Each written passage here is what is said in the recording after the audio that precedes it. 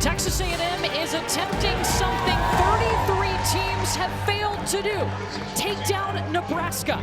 The Cornhuskers are the #1 team in the nation, the most dominant team in the nation. They're undefeated and so far unstoppable. A win moves one of these teams to the national semifinal in Kansas City. There are 2 spots left, and both will be decided today. First here in Lincoln and later tonight in Austin, Texas. First up, Nebraska and Texas A&M. The winner of this match will face Pitt in the national semifinal coming up on Thursday, just down the road in Kansas City. Welcome to Lincoln. A packed arena awaits. Courtney Lau alongside Olympic bronze medalist Holly McPeak. Madison Fitzpatrick is on the sidelines for us. And there's been talk about this matchup since it was set on Friday. STM, set the middle. We have an incredible middle blocker battle today, and it's gonna all start with Andy Jackson of Nebraska and Rebecca Alec. Andy Jackson has been putting up blistering numbers all season long. Her quick arm, high contact point, tough to stop. Rebecca Alec, her counterpart, is so good defensively. Her eye work in her height over the net takes up so much space defensively. She reads the game at an elite level and can shut down offenses. For Texas A&M, Afena Kazapala and Morgan Perkins are amazing. Morgan Perkins can score at a high clip. Big arm, uses the whole court and can score anywhere. Afena Kazapala is the most dominant middle blocker in the country. She can actually take over a match. So quick laterally, can go coast to coast, close the block, and look at her handwork, driving that ball back into the court.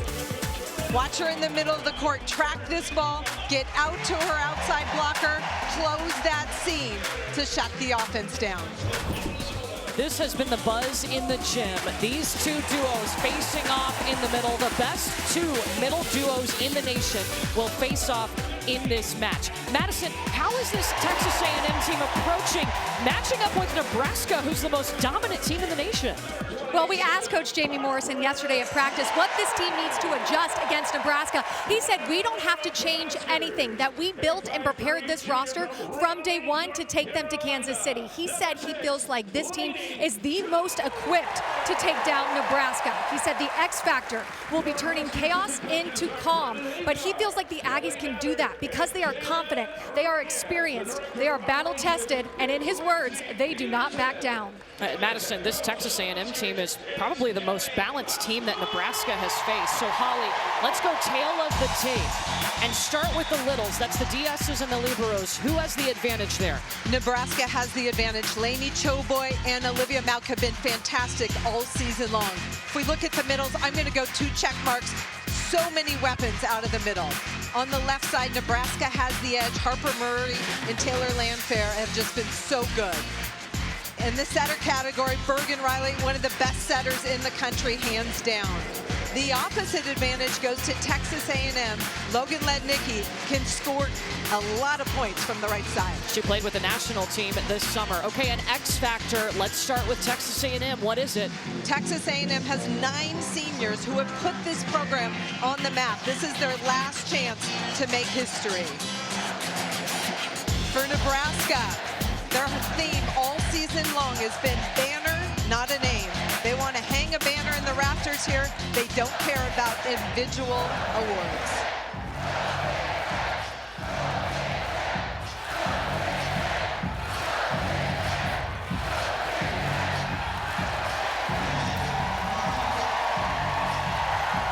One of these teams is going to a national semifinal. Nebraska has been there 18 times. Texas A&M has never made a semifinal. That could change today.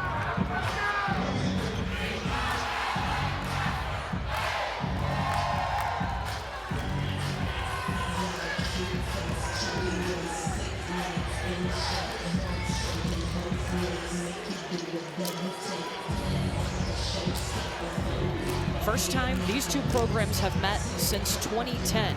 It's been a minute. But you heard Madison say Jamie Morrison feels like his crew is ready. On the other side, Danny Busboom-Kelly has the utmost confidence in this deep, deep Nebraska team. We talked to both teams yesterday. They have so much respect for one another, and all are looking forward to this battle. A spot in Kansas City up for grabs, and that battle starts right now. Nebraska gets a perfect pass. They go backside to Virginia Adriano, and she gets a swing and the kill to start for the Cornhuskers. Both teams want to establish their middles early, but the first swing goes to Adriano on the right side. At 6'5", she finds a seam. What's key for them to establish those middles early? You have to pass well in order to run those middles, but both setters are so good at establishing them. Hey, and you gave the advantage on the opposite to Texas A&M. Nebraska's going to get a stop of that opposite. That'll be a key matchup. Yesterday at practice, Nebraska worked on blocking that left-handed player, Logan Lednicki, on the right side, and Harper Murray just got it done.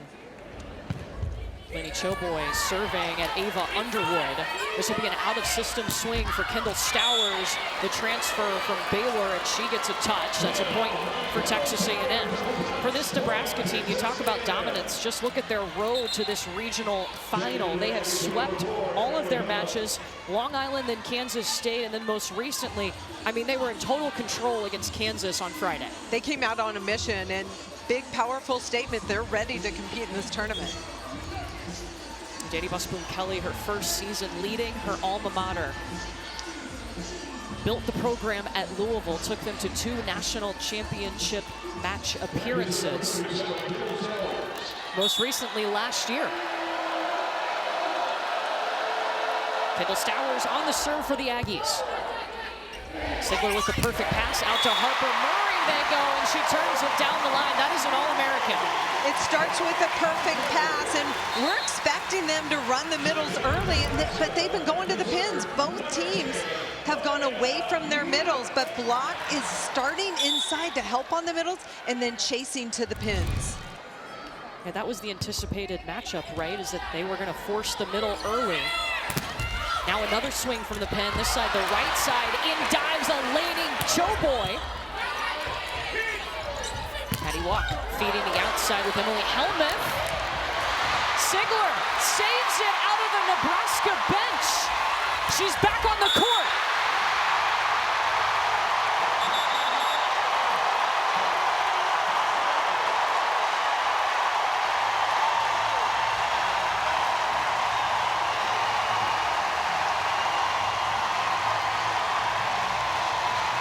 Incredible hustle. Teraya Sigler, we saw her do that earlier in the year. That's her signature move. She never stops. She was a little limited on Friday due to some back issues, but did play in the final 2 sets, and she looked pretty good there diving into the bench. Hey, key on that play to note, she kept 1 foot in contact with the playing surface.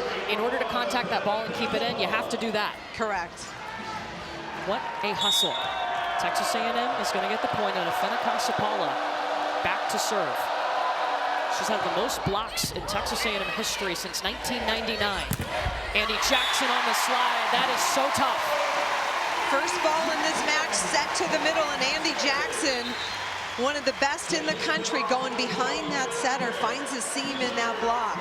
Andy Jackson is one of 3 players on Nebraska that are semifinalists for the National Player of the Year. The finalists will be announced tomorrow. It's an ace! Friday night, we saw incredible service pressure from Nebraska. They really stepped up the focus in that category, and they've been able to get the Aggies out of system early. Patty Walk goes backside to Logan Lednicki, and she used her right hand. That's a left-handed player.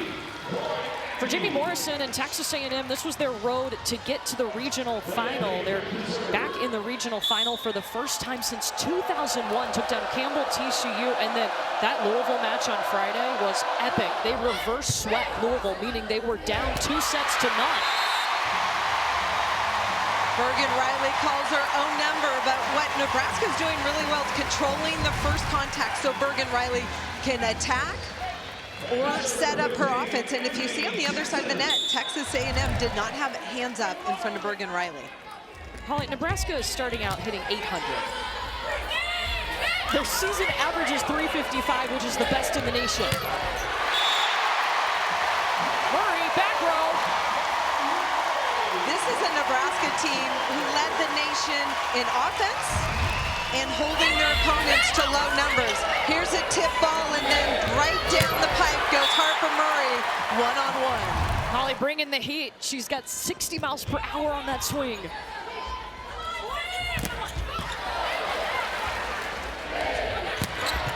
Alec can run the slide too. And that goes outside the antenna. It's a point for Nebraska. And Jamie Morrison and Texas A&M have to call timeout. There's no little ounce of me that is scared of them, and I respect them a lot. They're a very good volleyball team. They have good human beings on their team. I respect them, but I'm not scared because we are prepared for this. I'm not scared because you were born for this as competitors, to step out here and be in this environment, and it will be loud. Use your breath, stay calm in those moments. It will be hard. They're a good volleyball team, but we are prepped.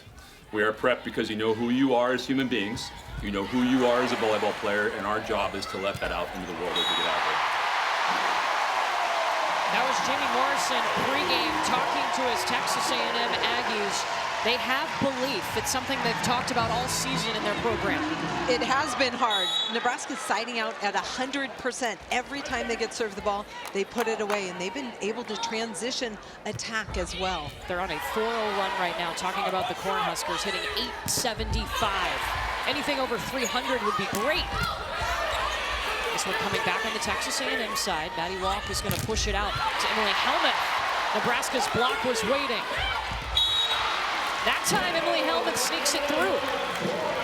Nebraska wants Helmuth to force it down the line, but she gets a piece of the block and it's deflected down. Bergen Riley trying to pull her hands away, but they want to force her down the line, so she was going in the direction of the defense. Emily Helmuth, one of those 9 seniors that Texas A&M has, and she'll get the ace. Madison, A&M had to call that timeout. What were they talking about?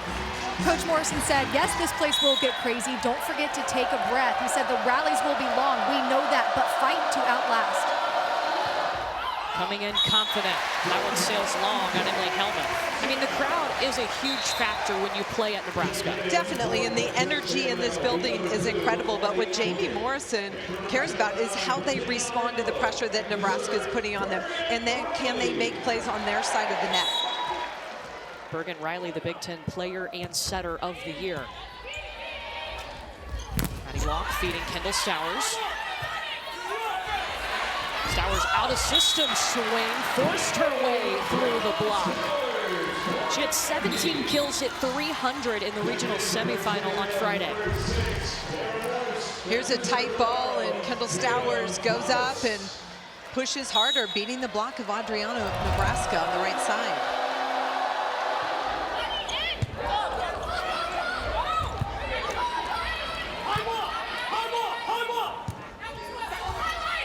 Stowers off hands. It was a kill A&M had to get. Texas A&M using a blocking substitution. Maddie Walk, the setter for Texas A&M, is off the floor. So Applegate in the back row will set the ball in transition. And they brought in number 6 in the black jersey, Taryn Morris, up in right front. There's Tatum Thomas with a bump set to the outside, and tagging the back corner is Stowers.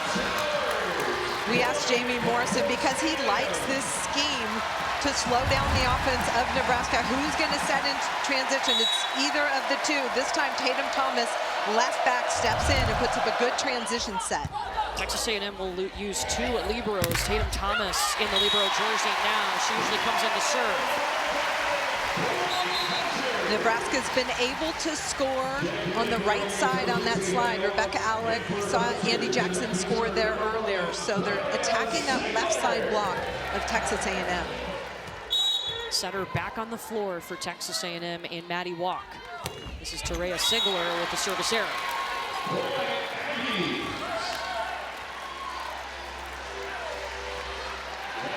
For Nebraska, 33-0. They went 20-0 in the Big Ten. Scout scouting them is a beast. I don't even know, where do you start, Holly? Every coach says, look, there aren't any weaknesses, so you're going to have to attack them, and it starts from the service line. Every play we've seen so far, Nebraska's handling that first contact, and Bergen Riley can set whoever she wants. Here's the little soft tip from Rebecca Alec going against Kazapala in the middle. Rebecca Alec hit 1,000 on Friday. 9 kills on 9 swings, no errors. Stowers, sharp angle. Maddie Walk going really fast out to Kendall Stowers, who's dynamic and has the range to really hurt Nebraska. I'm not sure why Texas A&M is going away from their middles in the middle of the court, because that is one of their advantages. The middles for A&M have a combined 1 swing between the two of them. Outside to Lednicki, dug up by Bergen Riley. Lainey Choboy with a bump set and then got out of the way, had to slide away so Virginia Adriano could swing. Transition setting is so important at this level, especially when Bergen Riley digs the ball. Lainey Choboy just puts a nice apex on that ball, so 6'5" Virginia Adriano can find the corner for Nebraska. 56 miles per hour on that swing from Virginia Adriano, the freshman out of Italy.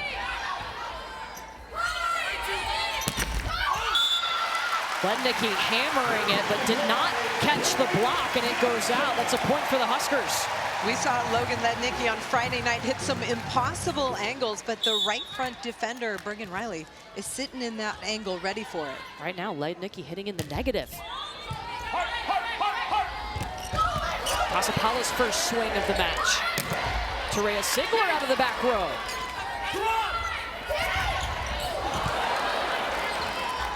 Kasapala will set up Helmuth. Riley with the slide to Andy Jackson, and it is wide. Transition offense for Nebraska, really good. It looked like Andy Jackson just hammered it, turned their hand a little bit to the right, and that went wide, but good looking pace on their transition offense. Goodness, and Kasapala's serve just dives right over the net. They kept it alive. They try to slide again. She had a power tip. Helmuth coming in hot. All 3 blockers up. She will get a piece. Point Aggies. You see the respect that Nebraska has for this Texas A&M team. They're putting as many hands in front of the Texas A&M attackers as possible. Here you see a triple block, and that gets Harper Murray's left hand. A great look by our crew to see that finger move of Harper Murray.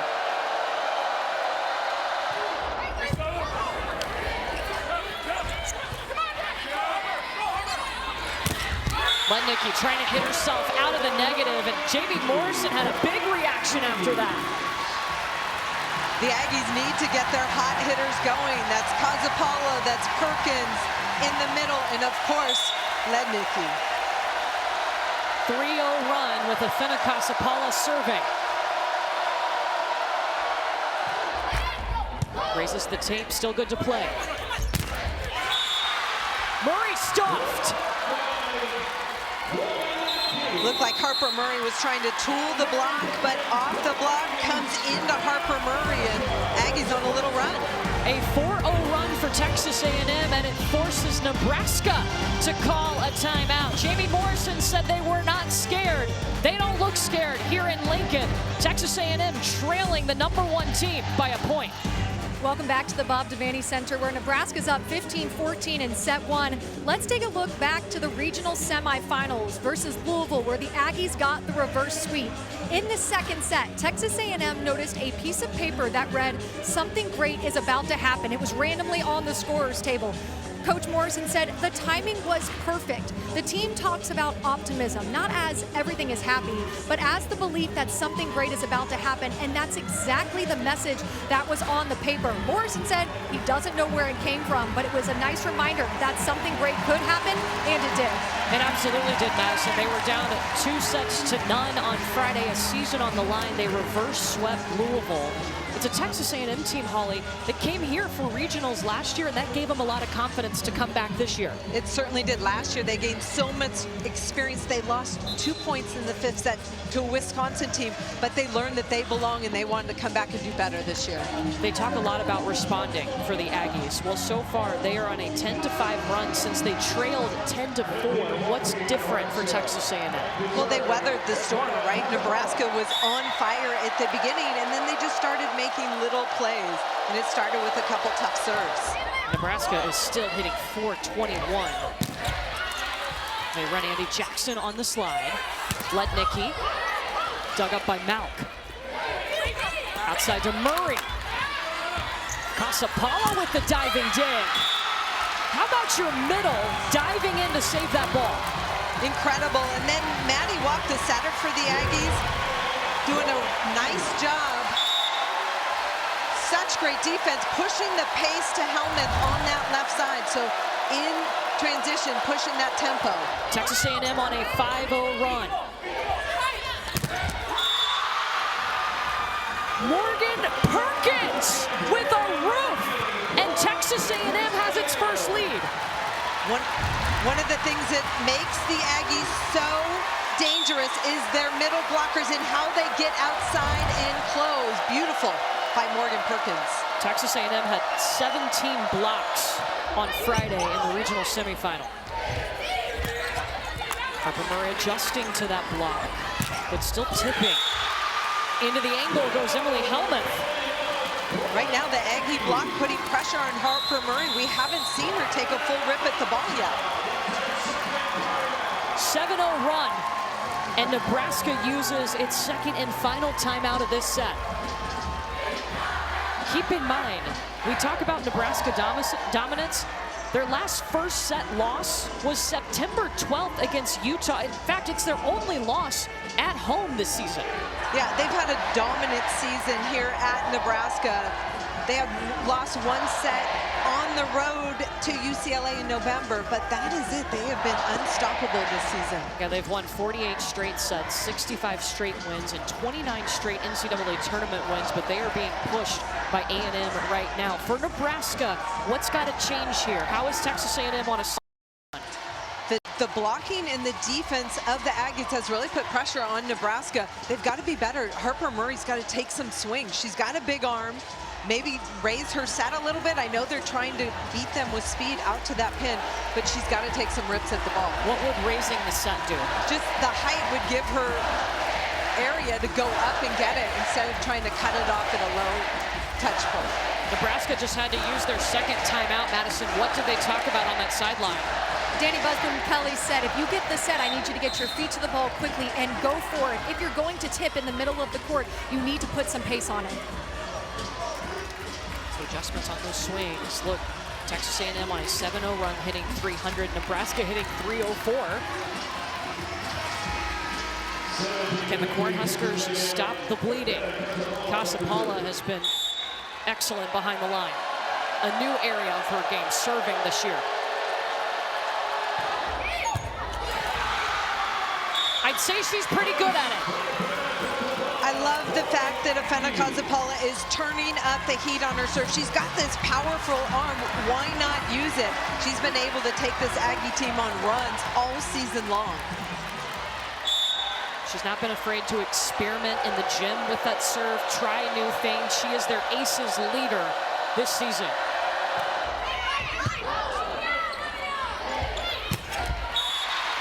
Andy Jackson wide. That is usually automatic, and they've struggled on the slide today. The second time she's hit that ball, maybe 1 inch wide down that line. But credit the Aggie block for putting some pressure and sticking hands in her face when she's attacking that ball. A 9-0 run for the Aggies. Make it 10 points in a row. Jamie Morrison said, look, I know a lot of players on the other side of the net. They know that we're going to make them uncomfortable. We'll see how they respond. Remember, Nebraska does not have any timeouts. They are going to make a substitution and bring in the freshman, Manaya Obeche, who's a freshman middle. So number 14 in white.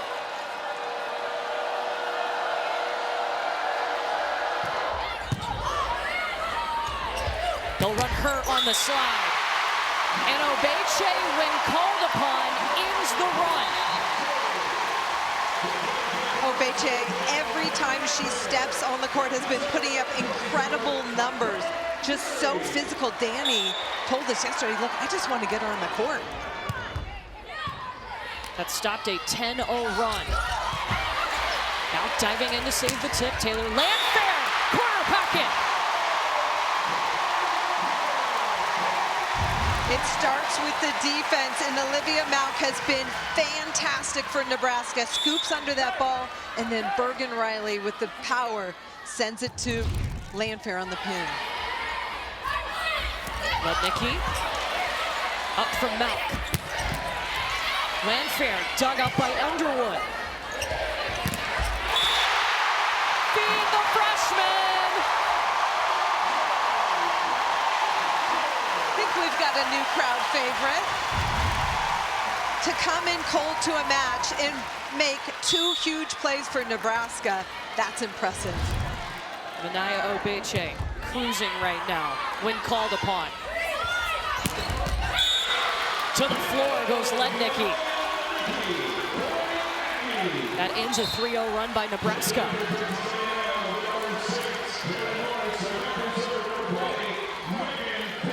Maddie walks off the floor. Blocking sub Taryn Morris right front to slow down Landfair.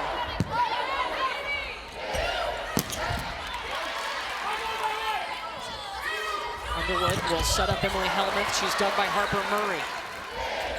Murray takes the swing out of the back row, but tips.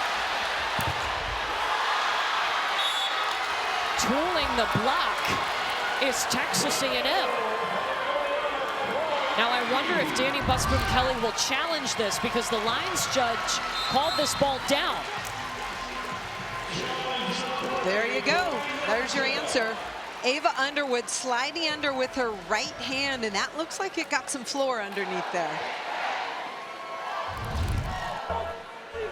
Nebraska's challenging the pancake was unsuccessful. So originally the call was that it was successful. Each team gets 2 challenges per match. If you're correct in that challenge, you get to keep it. If we go to a 5th set, they'll get an additional challenge. Looks like Underwood was just a little late to get under that ball.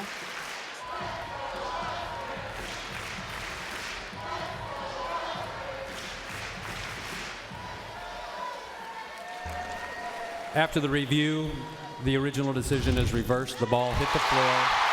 Nebraska will win the point and retain their challenge. Nebraska trying to pull a comeback. I know that's a rare thing to say, but Texas A&M went on a 10-0 run in this set. Nebraska has not lost a set at home since September 12th.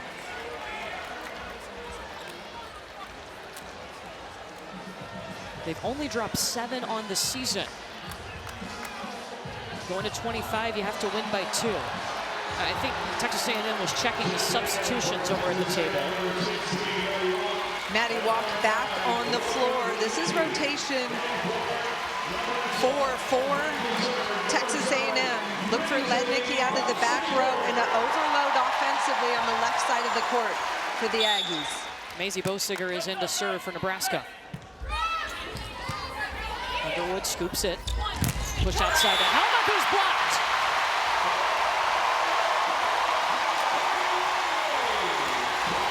Bergen Riley is like a silent assassin. She's just so good. Look at her get her hands over the neck quickly. Take that seam away.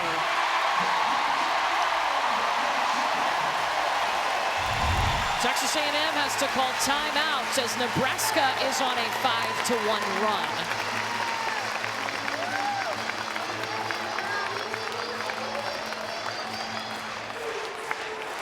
Really the first time that Nebraska has been pushed in the NCAA tournament. They've only lost 7 sets all season. They've won 25 straight sets, and they've won 48 straight sets at home. This is a team that's been dominant all season long, and as a head coach, that can be stressful. How do you create adversity in the gym? They've been trying to practice hard against the A side, B side, mixing teams up, but it's hard to create that adversity when you're down at the end of a set. You know what we've seen, though, from Nebraska is something that Danny Busboom-Kelly has been training all season, and that's their depth. Yes, they've been the most dominant, but she feels like she can go into her bench, and we saw that bringing in Obeche when Texas A&M was on a 10-0 run. Danny Busboom-Kelly's not afraid to make big moves, and she has a deep bench. So why not use it when you've got a middle blocker who's struggling or a pin who's struggling? She's got depth in every position.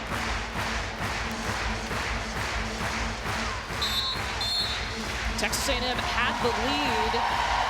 Well, they still have the lead, but they're only up by 1 now. What do they talk about, Madison? It's exactly what I saw in the semis, a very calm, zonal-focused group until Coach Morrison comes to talk to them, and he said, I need you to protect the slide. Watch Rebecca Alec on the slide. Play good, disciplined defense here. That slide is Rebecca Alec, number 5 in white, going behind the setter off of 1 foot. Nice service error by Bosinger. You know, Madison mentioned the demeanor in the huddle. We talked to Logan Lednicki, one of the stars for Texas A&M. She said, our huddles are kind of quiet. We're veterans. It's not unnecessary talking happening over there. We know what we need to do. Exactly. It's economy of words. Let's say what we need to say and move on and get the job done. Emily Helmuth. Service error. Last serve, it looked like Nebraska was trying to serve the ball short. Louisville was able to have some success getting the Aggies out of system on Friday night early.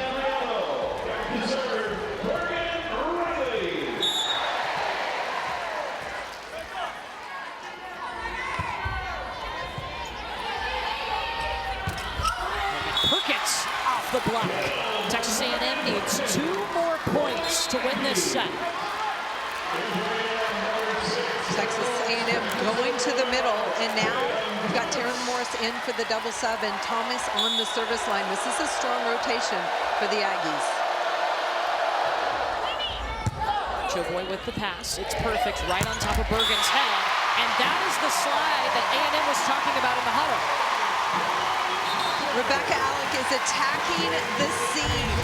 If you're Texas A&M, you know it's coming, but you gotta get there, and it's so fast. Kazapala is chasing as a blocker. And the fastest speed we've seen today, 68 miles per hour.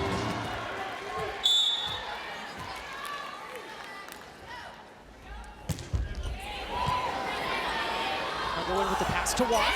Kendall Stowers tips just to the right place, and Texas A&M has set point on Nebraska. Maddie Walk serves a hybrid for the Aggies and can put some nasty movement on this ball. An ace. Something that hasn't happened in months. Nebraska dropping a set at home. Texas A&M takes it 25-22 in set number 1. We knew serving and passing was going to be crucial, but Nebraska gave up more aces than I've seen them give up in a long time. So credit the service pressure of Texas A&M. Last time they dropped a set at home was September 12th. Texas A&M using a 10-0 run in set 1 to win. Welcome back to Bob Devaney Center, where Texas A&M took set 1, 25-22. One of the stars of that set was Logan Lednicki, who's a 4th-generation Aggie. It has always been a dream of her to go to Texas A&M. Her dad, Kyle Lednicki, was a long snapper for Texas A&M, class of '98. Her grandfather was class of '62, and her great-grandfather was class of '37. She told me growing up as an Aggie, her goal was always to have the opportunity to represent A&M, and it's super emotional now looking back, because not only did she get that opportunity, but she also got to help build this program and take it as far as she has. There's a lot of Lednickis leaving legacies at A&M, and it's cool to see her leave her own legacy. And speaking of Lednickis, I am here with Kyle Lednicki. Kyle, first of all, what did you think of that first set? Hey, I like it. Let's do it 2 more times. When she committed to be an Aggie, what were your emotions? You know, we really tried to be as objective as possible and let her make the decision. Ultimately, we hoped she would end up here to help leave her imprint and leave this program in a better place. And look around, I think we're there. How proud are you of the legacy that she's leaving? Oh, it's incredible. You know, what Jamie and staff have been able to do, and her teammates and these 9 seniors, it's fantastic. I mean, we're here at the epicenter of women's volleyball, up 1-0. Pretty awesome. Thank you so much. Incredible. Nebraska starts set 2 with an ace. But in that first set, Texas A&M used a 10-0 run to take a set from Nebraska. They had not lost a set at home since September 12th against Utah, and that just changed moments ago. What's got to change here in set 2 for Nebraska? Nebraska's got to be way more aggressive, and they need to take care of their serve receive.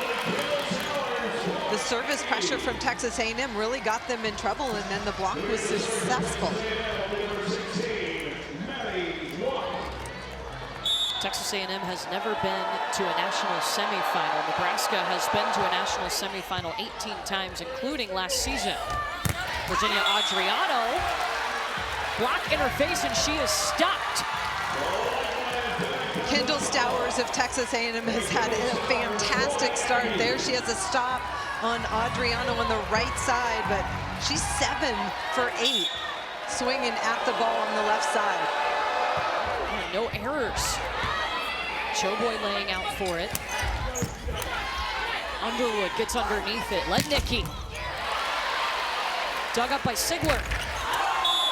They go Alec in the middle, and she's stopped. Kazapala in the middle, number 1 in black, patrolling the net, ready in transition for Nebraska to run it. Jamie Morrison told us that Afina Kasapala this summer, she went and played with the U23 national team, and when she came back, the confidence, the skill with her block, even better. And there goes the pressure on the serve from Texas A&M. Texas A&M going cross court at Lainey Choboy and Harper Murray right in that seam, and they've had success there. 4-0 run for the Aggies.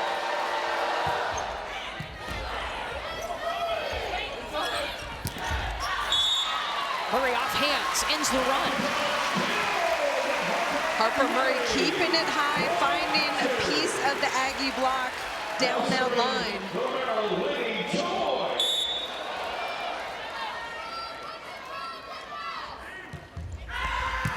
The serve at Underwood. Bergen Riley out to Harper Murray, it's blocked. Choboy will bump set Murray. And that off the block lands in the court. It's a stop for the Aggies. This Aggie block of Logan Lednicki and Afina Kazapala, watch them move together. You can just see that block coming.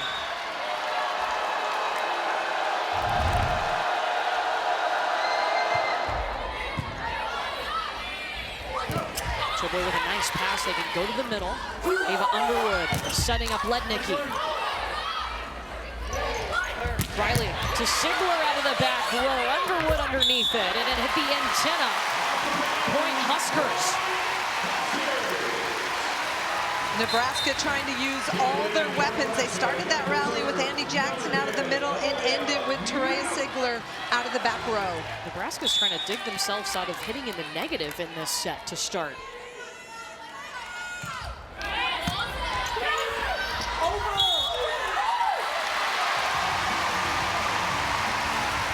Walk back row. She can't go up and attack that serve, that's ball.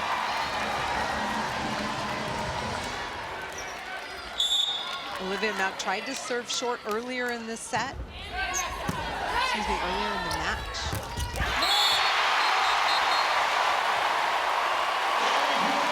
They're going to get Nebraska in the net. Point A&M. We talked about the middle battle. How about this one? Andy Jackson, quick hands over. They know Kazapala wants to go crossbody, but there's a net violation by Nebraska. And you saw Andy Jackson's arm go into the net. Now Kazapala's back on the service line. That is huge because when Afina Kazapala was serving in the first set, they went on a 10-0 run. Nebraska happy to get her off that back line, and we saw Andy Jackson make some errors going line. This time she goes inside the block, sharp angle for Nebraska. Nebraska's serving strategy to serve at the libero, Ava Underwood. Taylor Landfair pushes it through the block. And for Underwood, the libero for A&M, got off to a slow start on Friday night. So you see Nebraska attacking her early. Definitely. We saw Louisville attack her with short serves, really making her move, and Nebraska's doing the same thing. An ace for Harper. That was a nasty serve by Harper. Murray had so much movement and then just dropped right in front of Underwood.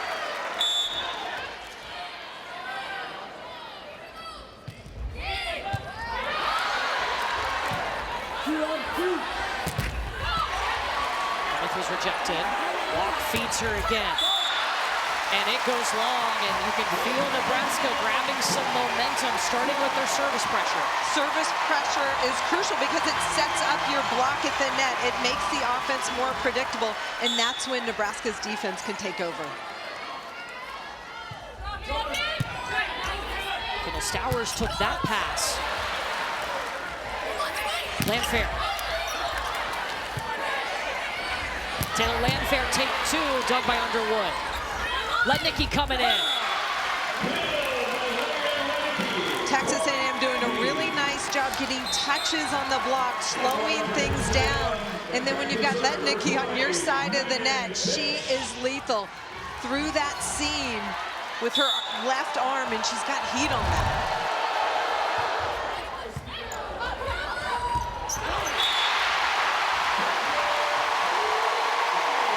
Riley winning the setter's joust.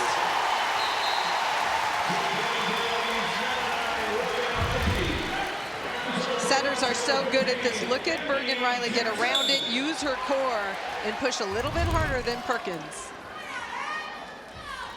Jackson serving down the line. Maddie Walk backside to Lednicki. That's a ball that we saw Nebraska focused on yesterday. Lednicki out of the back row. They want her to attack that line. They're going to try and block her on the angle.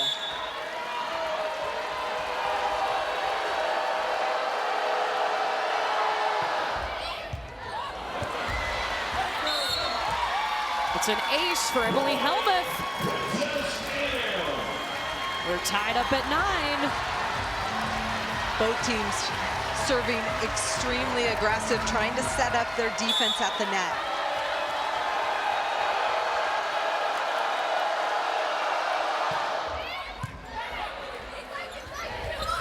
Landfair. Heavy arm. Don't forget, Taylor Landfair was the Big Ten Player of the Year back when she played at Minnesota. Taylor Landfair plays at a pretty high altitude, has a heavy arm when she can get her feet to the ball. Nebraska trying to respond after dropping the first set 25-22, something they haven't done at home since September. Drop a set. That was a pancake by Bergen Riley. Morgan Perkins. Skying for the ball. When Texas A&M can get their middles going in transition, good things happen. And Morgan Perkins is one of those players who drives, gets up, and she's got a big seam between those Nebraska blockers because of the pace of that set off of the dig.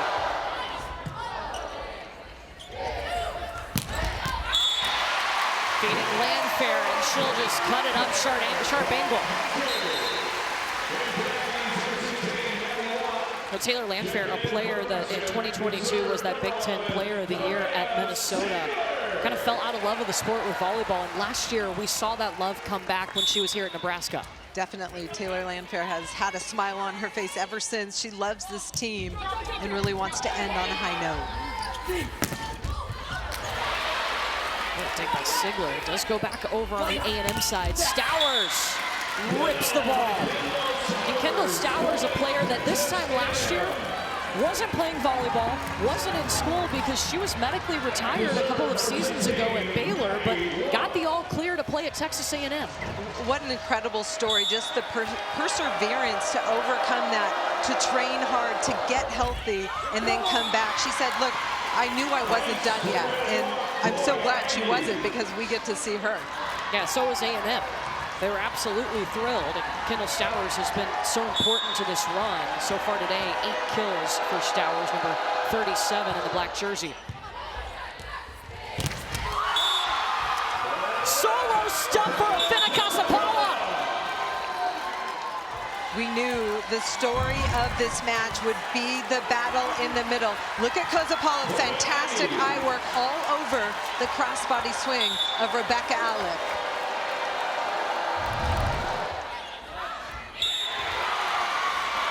An ace for A&M again. That is 8 aces for Texas A&M, and we are just in the second set.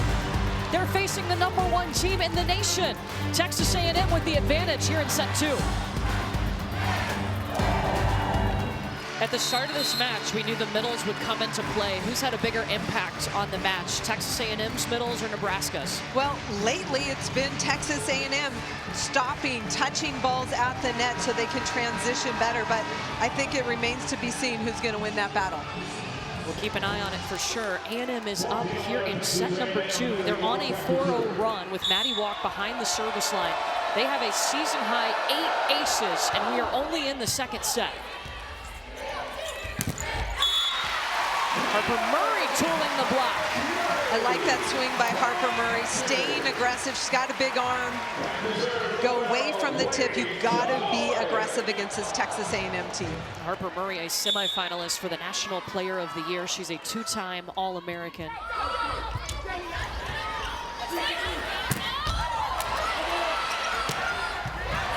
Choboy plays out for it. Adriano coming in, blocked.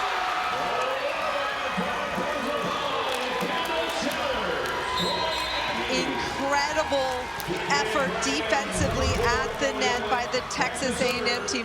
First of all, defense by Nebraska, spot on, but look at Kasapala, coast to coast, gets out the handwork to cut off that angle, and Stowers, big pressure as well on the pin. Why is she such an elite blocker? Her footwork, but it's her hands over the net and the way she shapes the ball and takes angles away from the hitter. Kind of like that. Wow. Kasapala barely jumped, but her hands were in a good location. Jamie Morrison said, look, she's the best blocker in the country. She may be the best blocker in the world, and that's saying a lot. Wow, and this is a coach, Jamie Morrison, who has coached on the international stage.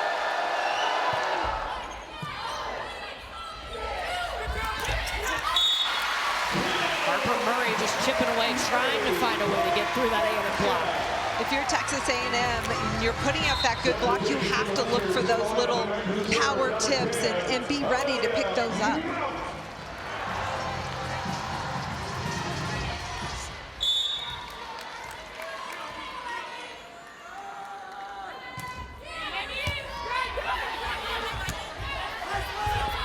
Helmuth still gets a swing off of it. I mean, that was well out of system. Maddie Walk was running into the stance.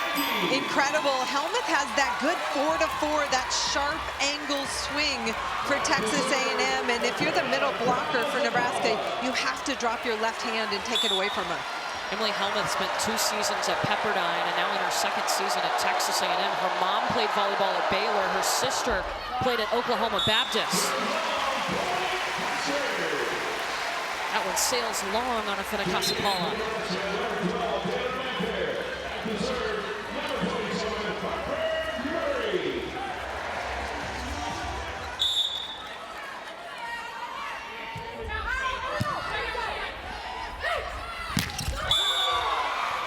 Lednicki just chopping up the defense. Oh, it hit the antenna. It's a point for Nebraska. It was outside of the antenna. I love the fast pace of that set by Maddie Walk to Lednicki, but it definitely got a piece of the antenna.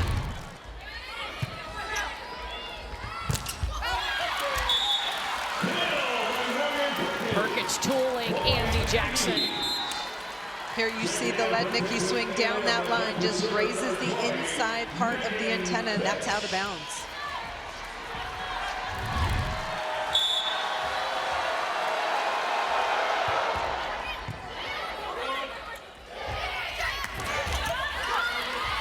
Dug up by Megan Finch.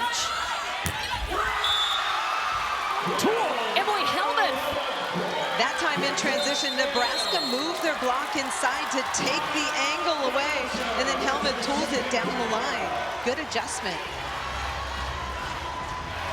So Nebraska has to call a timeout as their second and final timeout. Texas A&M controlling here in set number 2. In fact, Nebraska started the set hitting in the negative. At the top of the stat sheet for Texas A&M is Kendall Stowers. 8 kills, hitting .615. 6 digs and 2 blocks as well, full stat line. And Jamie Morrison said, look, she is the most dynamic athlete on our campus, male or female. And we're seeing it tonight. Look at her get up and explode, has all her options available, goes to the corner. She's also got a sharp angle. We've seen her block, but she is doing it all for the Aggies today. It just means so much to her to have the chance to play. We told you about her story. She didn't get to finish the 2023 season because of concussion. She was medically disqualified, pulled out of school, and was watching this time last year. Transferred to Texas A&M, and then finally got the clear. And we could tell talking to her before this regional, I mean, just so grateful and loving this opportunity. Definitely. I mean, what a blessing to be able to play again when you didn't think you could. But she did the work to get healthy. She was at home working with her father, who's a strength coach, and researching all the things she needed to do to play. And that's one of the reasons she wears that Q color. And Nebraska had to use that timeout. Madison, what do they talk about? Head coach Danny Busboom Kelly said we need the mindset of pass, set, kill, pass, set, kill. And then Rebecca Alec came in and said, Laney is stepping up and passing dimes. We have to step up and do our jobs. Can Nebraska turn it around here? They put Obeche back in the middle, number 14 in white. She was a key substitution in the first set. Harper Murray flying.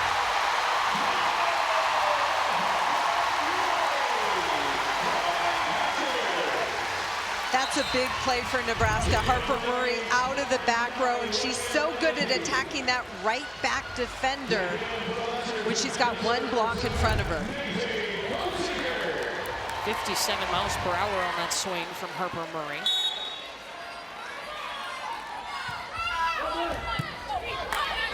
Short serve for Bosiger has Texas A&M scrambling, but now it's Nebraska's turn to scramble. Free ball back to the Aggies. Hellman, saved by Stowers. Back to Emily Hellman. That hit the floor. It's a point, Texas A&M. Incredible hitter coverage by Texas A&M to stay in that rally. It looked like Nebraska had a point with their block, and that sets them up for more opportunities when they can recycle with that covered ball. The last time Nebraska trailed 2-0 was back at the beginning of the season on August 31st against Kentucky. Nebraska ended up getting the reverse sweep. That's a Kentucky team that is already in the national semifinals. Landfair's turn. Morgan Perkins. Texas A&M has 6 blocks in this set. Nebraska has none. The middle blockers are getting out and closing seam. Nebraska is used to having seams, and they do not have them today.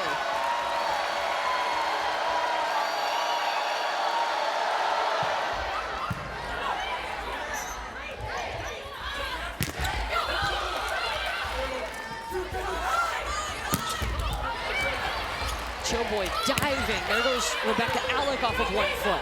Maddie Walk trying to dump on 2. Landfair's turn. Taylor Landfair takes 2, swipes it off the block. Texas A&M making Nebraska work extra hard for every single point, but that time Landfair just a soft touch off the outside block.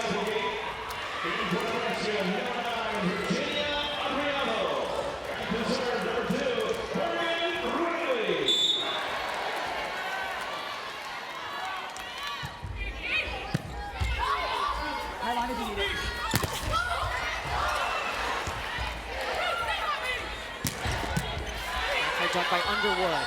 Maddie Walk goes Stowers. Woo, with some heat. Texas A&M is running an extremely fast offense, and Nebraska chasing, and watch how dynamic Kendall Stowers is on that left pitch. She gets up, and the quick arm through the seam of the block. You see Rebecca Alec, the middle blocker, chasing, late to get there. Alec on the slide. Nebraska needed that desperately. Nebraska has not been in this position where they're chasing, and the Aggies are continually putting pressure on them.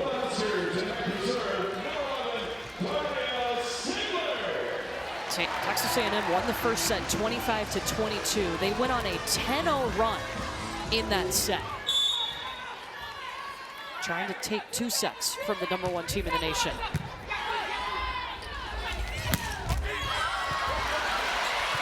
Cornhuskers got it up, free ball back to the Aggies. Stowers put some more heat on it down the line. Nebraska can't stop her. We've seen her go sharp angle. She went to the corner, fast arm through the seam, and that time down the line, she's got all the tools in Kendall Stowers. She has no attacking errors, too. 10 kills on 18 swings.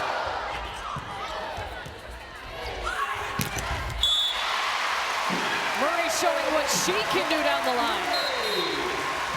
Bergen Riley able to isolate Harper Murray one-on-one, and that's a good thing for Nebraska. They need to keep pushing the tempo, finding gaps in the Aggie block. Well, you see Manayo Obeche, number 14 in white, back in the middle. She has been a substitution in this match in the middle for Nebraska.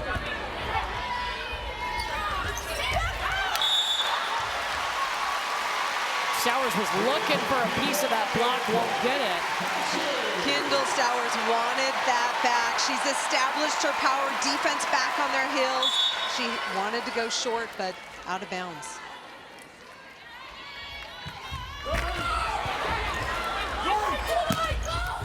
Lednicki had to get up quickly to get that ball. It is set point Texas A&M.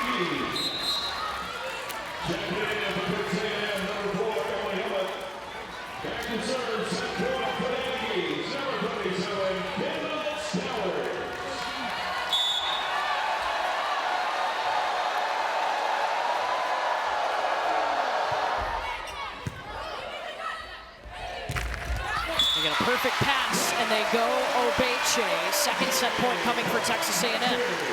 One thing at a time. That first contact crucial, and then Obeche finding that seam. Good set by Bergen Riley.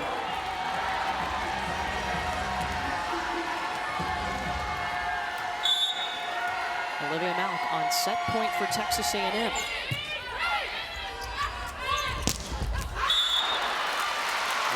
It's wide. And Jamie Morrison's going to call timeout. They will have a third set point coming up, but here comes Nebraska.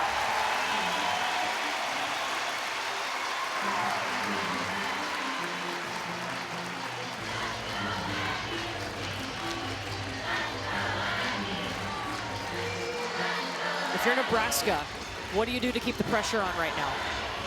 You got to take care of your side of the net, and that's killing balls, right? First contact, Bergen Riley's got to get her hitters in positions to score, and then they got to figure out how to stop Texas A&M, who's been fantastic offensively. Texas A&M is going to have a third set point coming up. What is the best thing that you've seen from the Aggies today? The way they're patrolling the net, their middle's getting outside and closing and taking balls away from Nebraska, putting all sorts of pressure on the Nebraska attackers. Yeah, in this set alone, Texas A&M has had 6 of their 8 blocks. And your block is set up when you serve and get teams out of system, so they know where that ball's going. But both middle blockers for Texas A&M have been fantastic, getting out and forming a wall defensively. Texas A&M trying to take a step closer to making some history. They have never been to the national semifinal. Nebraska has been there 18 times. The winner of this one will face Pitt in the national semifinal on Thursday. A&M's got a third set point. What'd you hear on the A&M side, Madison? Coach Morrison simply said, take a breath, go be you. And that's exactly what he told us before this match. He said, we've prepared our team to beat Nebraska if we play our game. And he just reminded the Aggies of that.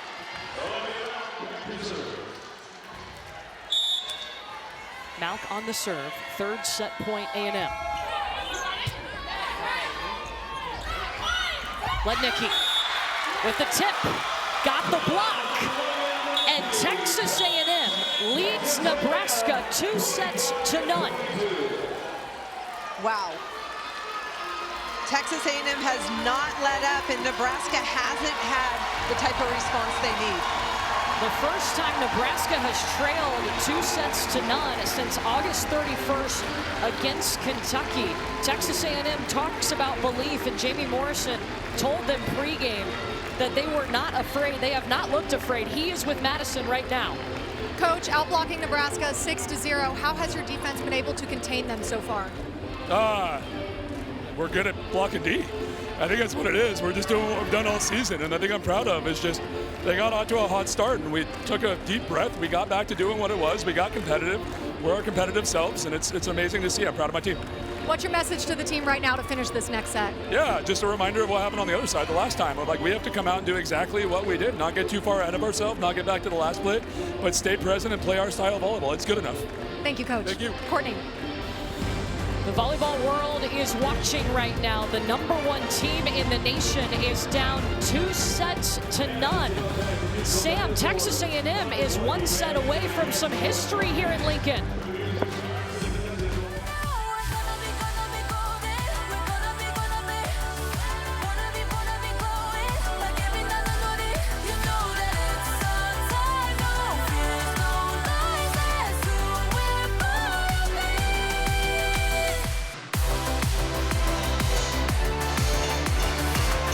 The #1 team in the nation, Nebraska, trails 0-2 for just the second time this year. Danny Busboom-Kelly is with Madison.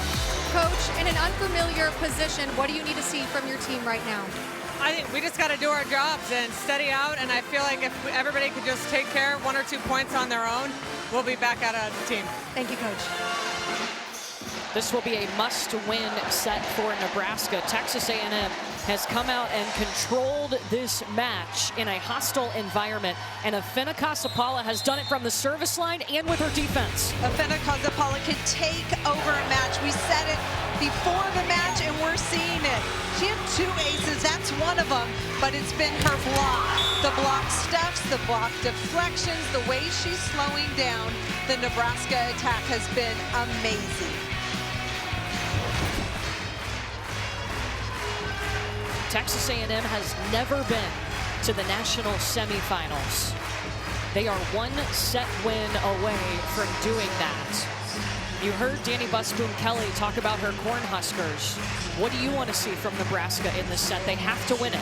This Nebraska team has been the most dominant team all season long. They need to show it. We're not seeing it. They're letting this Texas A&M team control the tempo, the pace, the style of this game. Nebraska needs to play their style of volleyball. What is their style of volleyball? Taking care of the first contact and attacking and hurting you from everywhere.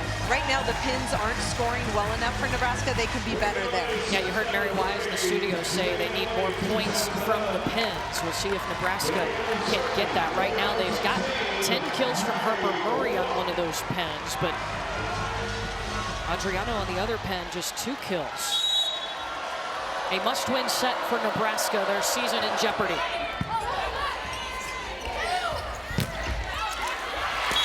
And there, right off the bat, is a kill from the pen. Really important. Good start for Nebraska. And Virginia Adrian has got the length. She should be able to score points on that right side, going high off the hands or over the block. Laney Choboy behind the service line. And he walked to Kendall Stowers, who has been dominant, if you will. 11 kills now for her. She's hitting over 400. We haven't even talked about the speed of the offense on the Aggie side. Maddie Walk pushes it out to the pins really fast and really low. And the Nebraska block, especially the middle chasing, that's what's allowing Kendall Stowers to score so much. It's helping Texas A&M hit 300 in this match, just a little bit higher than their season average. Anything over 300, 300 better is great. Harper Murray trying to go down on the line. She had an opening deep down that line, but pulled it a little bit.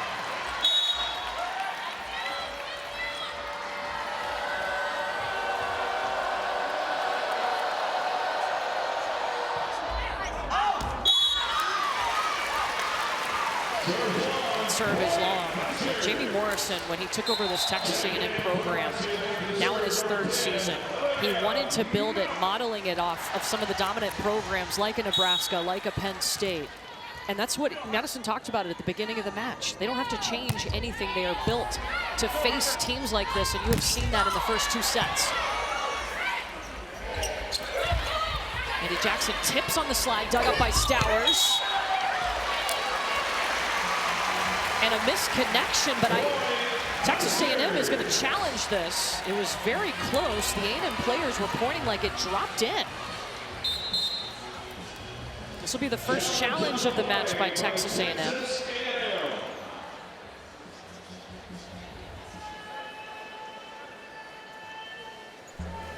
A&M is challenging that the ball landed in. Maddie Walk was trying to run a gap set to Kozapala, and she missed it. Looked like that ball did get a piece of the line.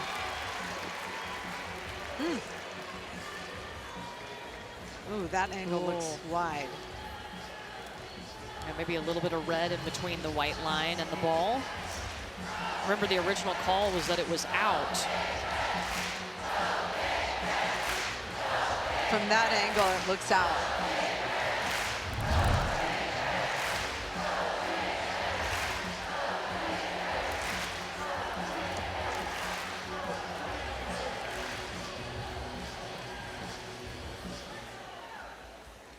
After the review, the call on the floor will stand due to inconclusive video. Texas A&M loses a challenge. So A&M will have 1 challenge remaining unless we go to a 5th set. Each team gets an additional challenge. Nebraska still has 2.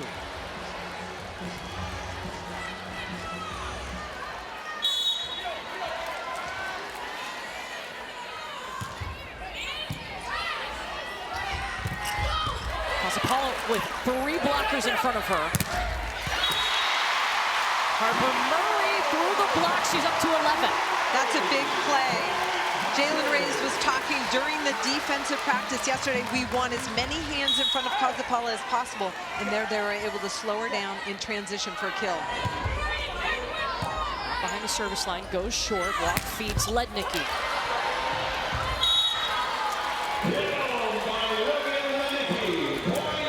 The speed of the set to Lednicki on the right side is so fast. For Jamie Morrison, he talked about after that win on Friday, getting back into coaching. This is why he does it, for these big moments.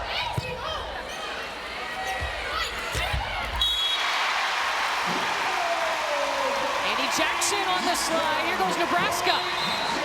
Nebraska has cleaned up their passing, and that allows them to score, get Andy Jackson, one of the most dangerous attackers in the game, going offensively. We were curious if they would make a change at libero because they have flipped back and forth between Olivia Malk and Lainey Choboy, but Choboy is still working hard in that libero jersey. That's going to be an A&M point. If you're Nebraska, you do not want to let that kind of a ball set over the net drop.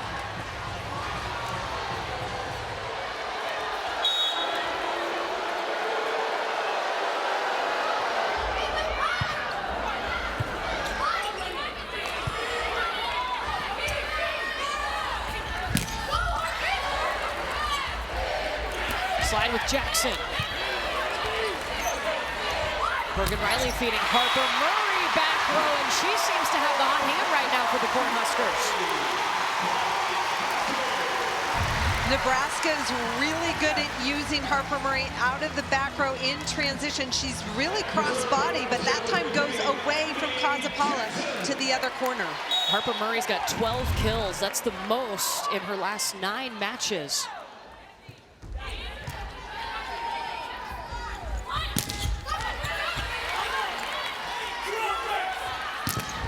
Takes the swing, off the block, and in on the A&M side, point Nebraska.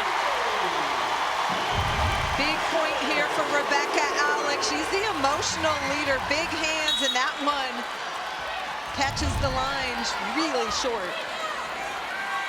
start to feel the crowd get back into it as well. That's a big X factor for Nebraska playing at home. Hard to stop that. Logan Lednicki, just a heavy arm. Nebraska wanted to defend that with their middle deep player sliding over and digging that line and have the block take angle. They might want to switch that up, give Lednicki different looks defensively.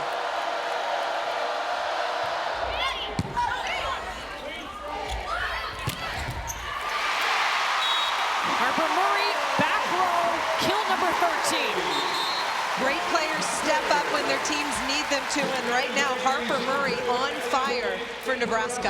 And Madison, Nebraska needs Harper Murray right now. I talked to her this week and she said playing here is so much pressure, but you have to find the beauty in it. She said you truly play your best when you're having fun and you're being yourself, and that's where she feels like she's grown the most. How about the kill from Murray and then the ace from Bergen Riley? Bergen Riley serving the seams between Applegate and Underwood. They're serving away from Stowers, who's playing excellent for A&M. Perkins out of the middle. Choboy with a bump set to Adriano. Net violation, A&M. Jamie Morrison asking for a timeout.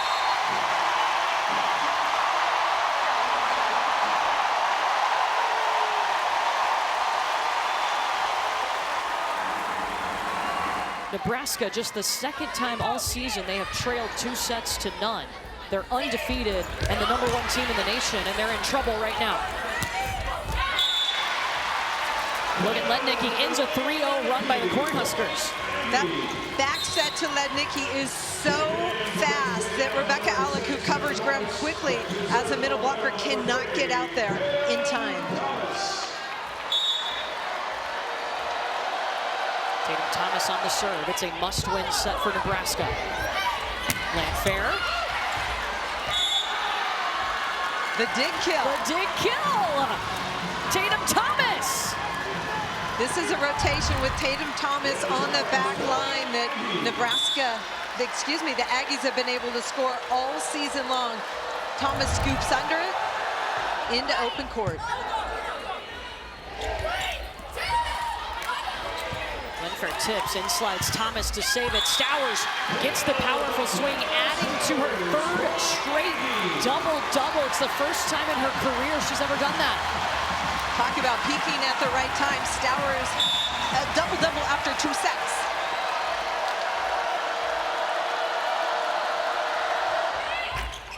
Grazing the tape, Choboy got there. It's going over. Casapala! Hello! Service pressure creating point-scoring opportunities for Texas A&M. So the point for Nebraska, they need to pass the ball. 4-0 run, Texas A&M.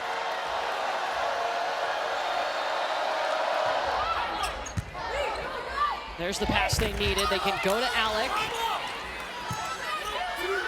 Stowers readjusting.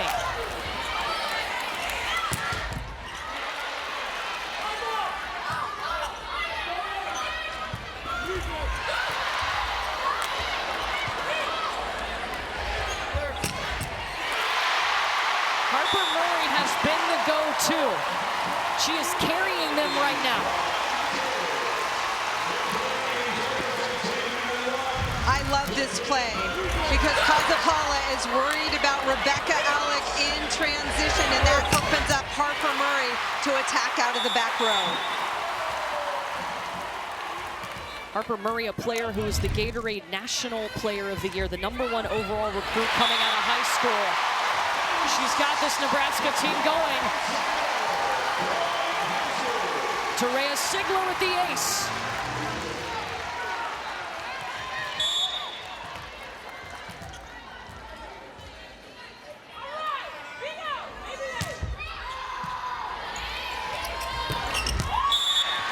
Casapala drops it in, and here comes her offense. Texas A&M nailing that pass, and even though Casapala had 2 blockers in front of her, she hits the smallest, shortest part of the angle. We're seeing a complete game today from Afena Casapala, a player who is a middle, yes, but who Jamie Morrison trained as a 6 rotation outside in the offseason. Rebecca Alec. Rebecca Alec making a big play, trying to energize her team to do the same thing. Bergen Riley gets this high and fast, and then Rebecca Alec crossbody to the corner. And Rebecca Alec getting up 9 feet 9 inches.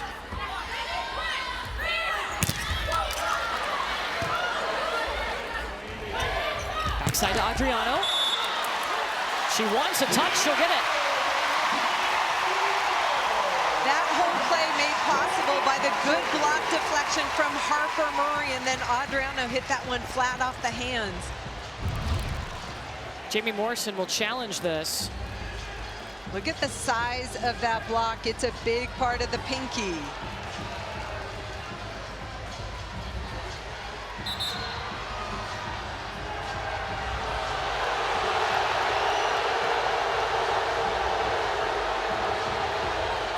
I think he's challenging something different in the play.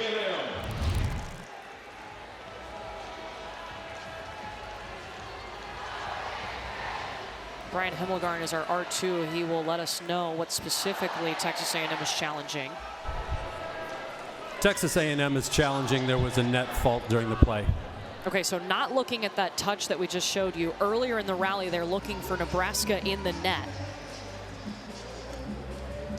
This is big too. Remember, A&M, this is their only challenge right now. They After already the lost review, one. the call will be reversed. Number 27 was in the net.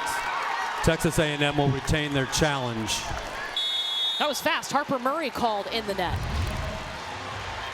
This was that deflection play I talked about earlier that was so crucial to setting up the point for Nebraska. You see Harper Murray's pinky go into the net. Keep in mind, if her hair had gone into the net and caused it to move, that is allowed, but not a pinky like that. A&M with one challenge, Nebraska has 2. Long by Stowers.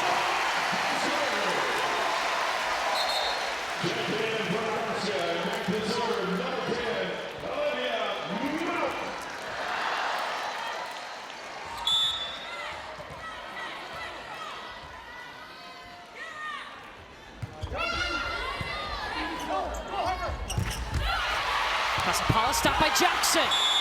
Didn't matter because Emily Helmuth was just ready to fire away. Nebraska serving short to take out Kazapala. She takes it. Jackson blocks it and pops up in a perfect spot for Emily Helmuth, number 4, for the kill on open net. Wow.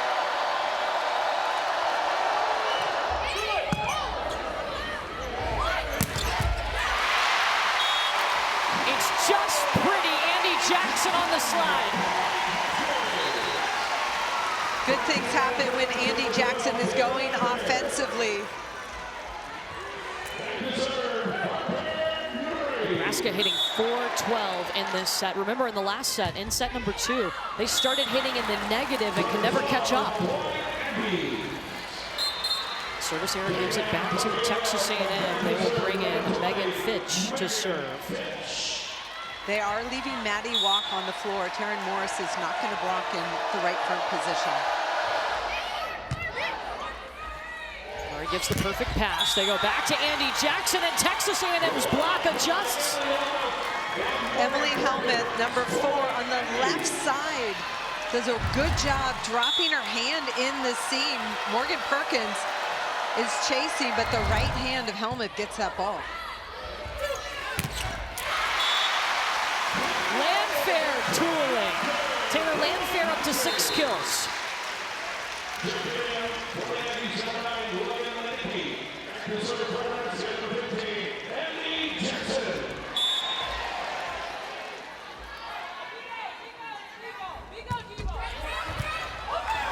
Overpass. Morgan Riley gives it up for Harper Murray. And man, that had been so successful, she's just gonna miss that corner. I would have loved to see that ball go to Landfair, who's got Walk across the net from her. Good blocker, but Landfair's got the size advantage.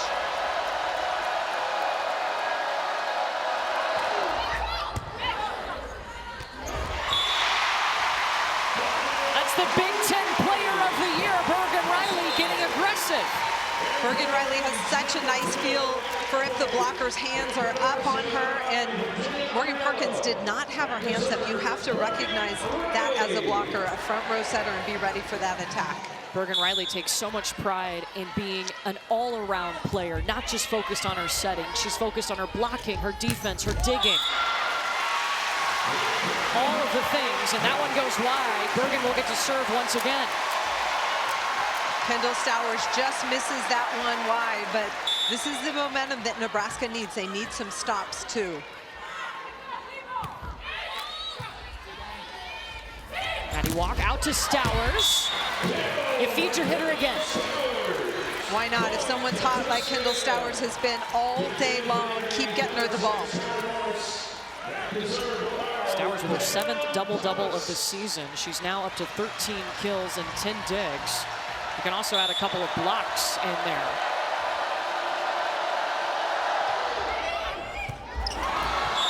An ace for Tatum Thompson. Texas A&M has been doing a really nice job with their serve, getting Nebraska deep and in the seams, and it's getting away from their platforms, and then dropping some short as well. Holly, that ace ties the most allowed by Nebraska this season at 9. Cornhuskers respond with a kill by Rebecca Alec. Texas A&M getting some hands up in front of Rebecca Alec, but that time using those hands aggressively is Rebecca Alec. Rebecca Alec Madison, someone who grew up here. And what's great about that is Rebecca Alec grew up here. She knew she always wanted to be a Husker, and she told me, I've never been one to be nonchalant. I play with no fear. I'm a true emotional leader, and I hope it bleeds to the rest of my team.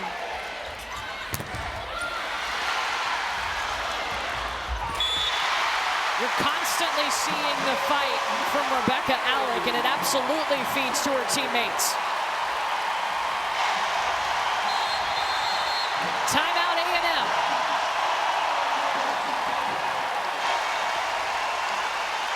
Nebraska hits the red zone, meaning 20 points for the first time today.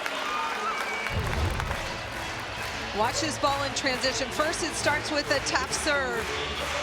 And then you see the dig down the line by Bergen Riley. Rebecca Alec, the middle blocker, steps up and delivers a beautiful handset to Harper Murray.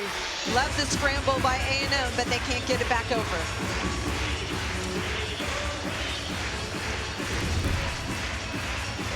No matter the outcome of this match, Madison, the seniors on this Nebraska team, it's their last time playing in this gym. For Rebecca Alec, could be one of the last times, or the last time that she plays here in Lincoln. And she grew up down the street in Lincoln, coming to Nebraska games. She committed before her freshman year of high school, so it's always been Nebraska for her. I asked her how it felt knowing this was her last weekend in the uniform here in Bob Devaney, and she said, overall, I just have so much gratitude for the support and love that I've received. She said she started doing this thing where before each home match, she'll come out onto the court 30 minutes early to center herself and soak it all in. And she said specifically for this weekend, my last as a Husker here, I'm going to focus a little extra on soaking in the moment of playing here in Bob Devaney. Yeah, Madison, such a key piece for them. I mean, she is, Rebecca Alec, a captain. What is the best part of Rebecca Alec's game, Holly? The passion that she plays with. I mean, she's the emotional leader, energy. She wants to be great. You hear her vocal at practice, pushing her teammates. She wants this team to be great, and I love the spark that she's created today. And they absolutely need it. Backs against the wall. If you're Nebraska, a must-win set. First time that they are the first team to hit the red zone today. They need 5 more points to extend the match. Stowers down the line. Really nice quick attack outside the block. Adriano, as a blocker, needs to protect that line if there's no defender there.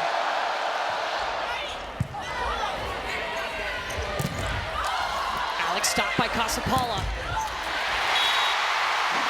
There's Adriano carrying it on.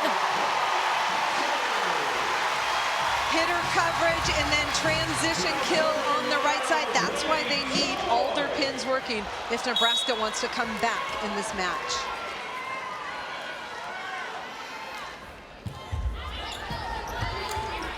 Out A system swing here for A&M. They give it to Lednicki. Looking for the block, won't get it. Nebraska needs 3 more points. Logan Lednicki went up to tool that block, but it looked like Harper Murray pulled her hands out of the way.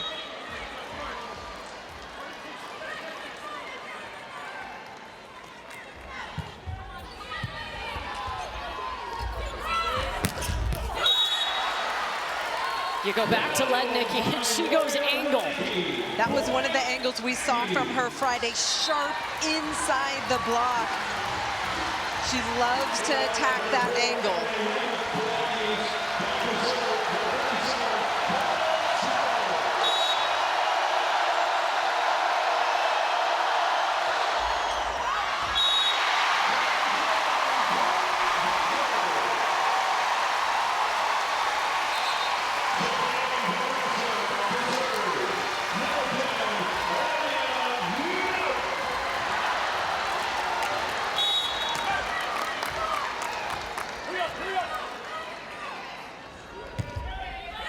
Serves at Underwood.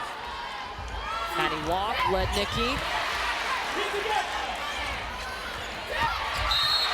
Lednicki just having to reach high for it, and they call A&M in the net. Set point, Nebraska.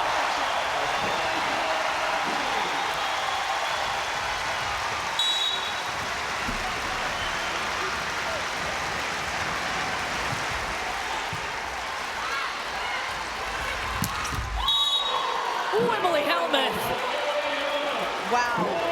Looked like Andy Jackson was leaning to go to her left, which is where Lednicki was, and then Helmuth gets a one-on-one.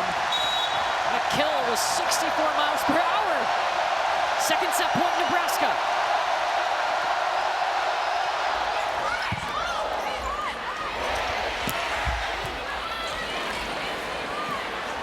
Apollo with the hand set to Lednicki. Chilboy bump setting Harper Murray. Nebraska keeps playing.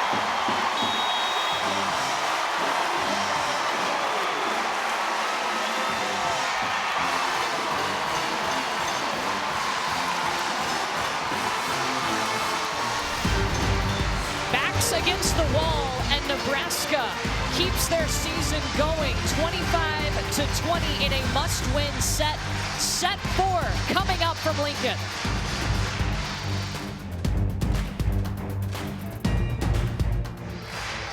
Nebraska, who is undefeated, just kept their season alive with a 25-20 win in set number 3. A spot in the national semifinals is on the line.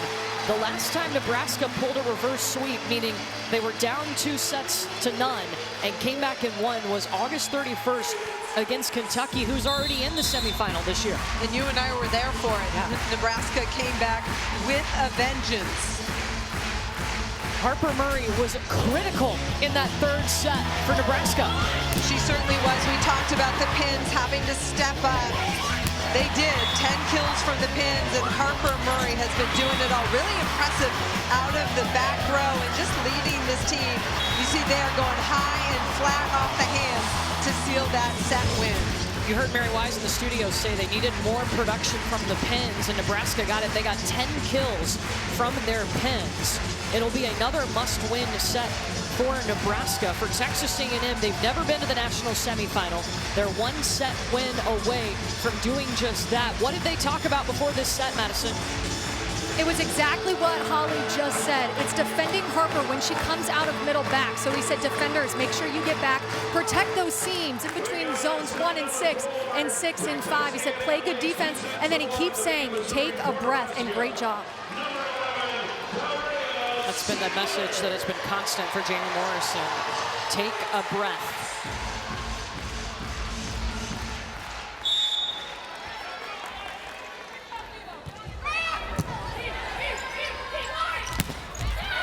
Kendall Stowers coming out hot like she has all match. That's 15 kills for Kendall Stowers. She's in double figures for the 19th time this season. Nebraska is bringing their left side blocker way over because of the speed of that set to the pin to help in the middle. when Sigler got out of the way just in time as that one goes wide.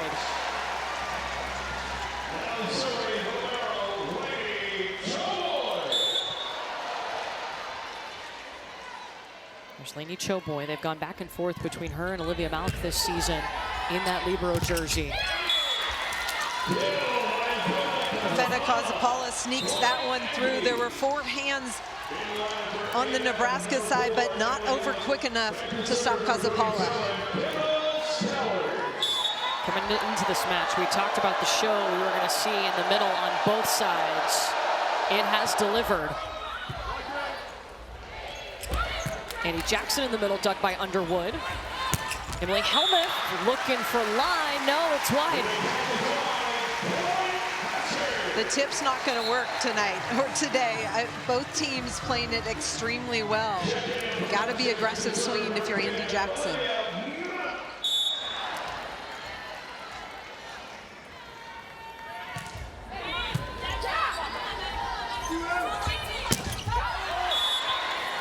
Helmuth drops a shot in. Love that adjustment by Helmuth. She tried to go down the line, that time just flat and deep to the corner, recognizing the open spots on the court.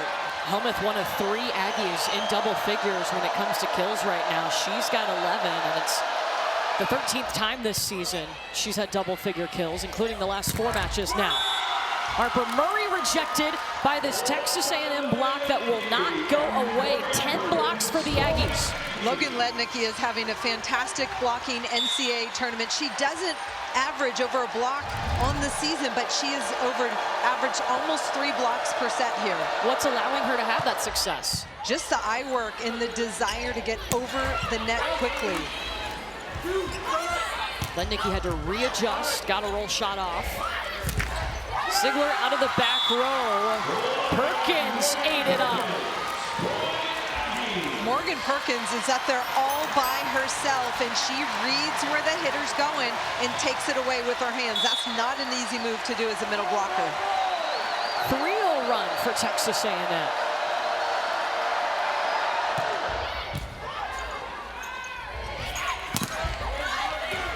Kazapala with the dig. Harper Murray at the net, working. Kazapala came all the way across from left back to dig that up, but it pops over into the Harper Murray zone. It's a scary zone to be in. It is, especially with open net. Harper Murray, a player that has been hungry since her freshman year when they came up short, trying to get a national title. This whole Nebraska team is hungry. Danny Buswin-Kelly noticed it as soon as she took over the program. That is such a smart shot from Harper Murray. The defense on the left and right side want to protect those corners. That's what the coach told them to take, so that opens up that tip. Not easy to get it there, but Harper Murray's so good at that. Harper Murray, 18 kills, second most for her this season.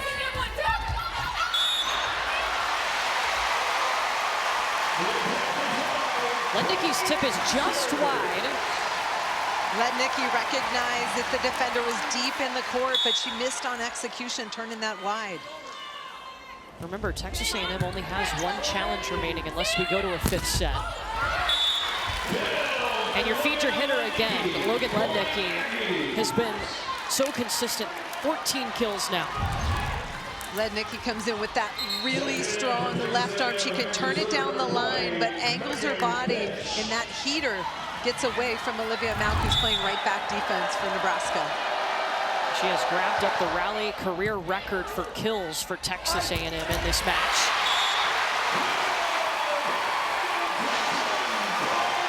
When Nebraska's playing well, Andy Jackson is attacking like that last play you just saw. Perfect pass. Morgan Riley can go anywhere. Quick off the floor and fast arm through the seam. Andy Jackson for the kill. Andy Jackson is a player who is one of the tops when it comes to hitting percentage in the nation. And that first set in this match, she hit negative. Yeah, it's something we haven't seen all season long. She had a little bit of a slow start early in the season, but her numbers have been red hot lately for Nebraska.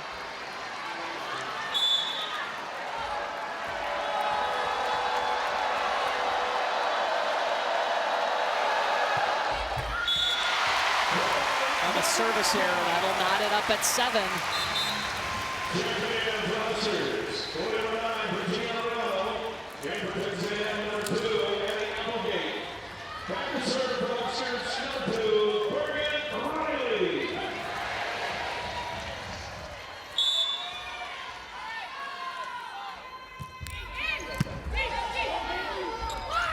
Maddie Walk feeds Stowers.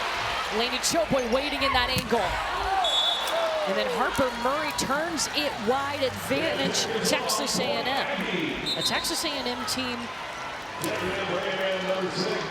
that is led by a group of veterans, 9 seniors, and it was such a memorable moment when they won that second round match at home. Jamie Morrison sent them back out to the middle of the court, and he said, yes, we're going to the regional semifinals, but also look around at this crowd. Look what you've helped build. This veteran group means so much to A&M. And this is the last chance, basically, to play together as a team. And you've helped build this Texas A&M program. They have so much pride in what they've done here. Maddie walks off the floor, Taryn Morris in to block right front for Texas A&M. So no setter for A&M. Just a bit long for Taylor Landfair. Danny Busboom-Kelly is going to call a timeout. Nebraska is hitting in the negative in this must-win set for the Cornhuskers. And there's no little ounce of me that is scared of them, and I respect them a lot. They're a very good volleyball team. They have good human beings on their team. I respect them, but I'm not scared because we are prepared for this. I'm not scared because you were born for this as competitors, to step out here and be in this environment, and it will be loud. Use your breath, stay calm in those moments. It will be hard. They're a good volleyball team, but we are prepped. We are prepped because you know who you are as human beings, you know who you are as a volleyball player, and our job is to let that out into the world as we get out here.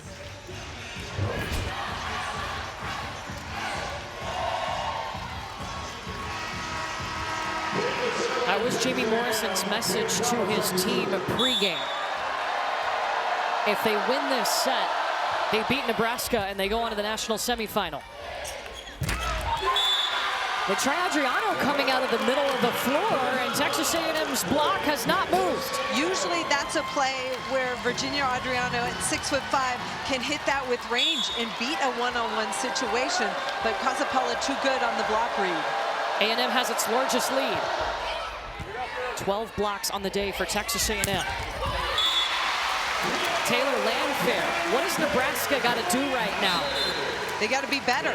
I mean, they need stops defensively, and again, they need to put some pressure on the Aggies with their defense. This is a team for Nebraska that leads the country in hitting opposition, keeping it the lowest number. And right now, 295 for Texas A&M offensively. Yeah, usually Nebraska opponents only hit 121. Texas A&M's hitting over 150 points higher than that. Nebraska called in the net. Laney Choboy has been excellent in that left back position, picking up balls, but net violation, letting them off the hook. Look at this left hand bringing it back up and over for Nebraska to stay in that rally. It's a 5-1 run for Texas A&M.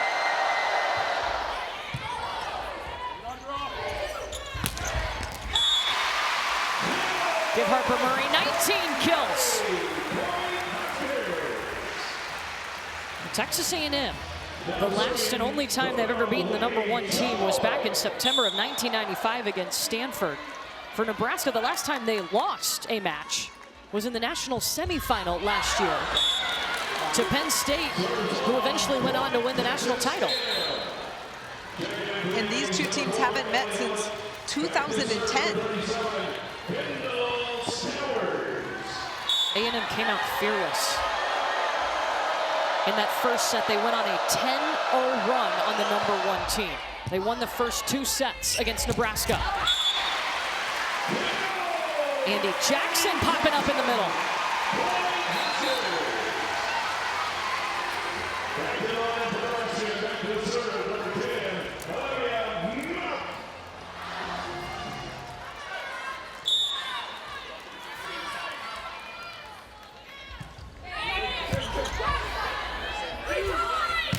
Lednicki flying in.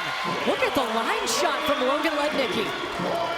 Lednicki's got a wicked angle, but the line swing that she sneaks inside the block of Harper Murray is impressive. She has very little room to make that swing down the line.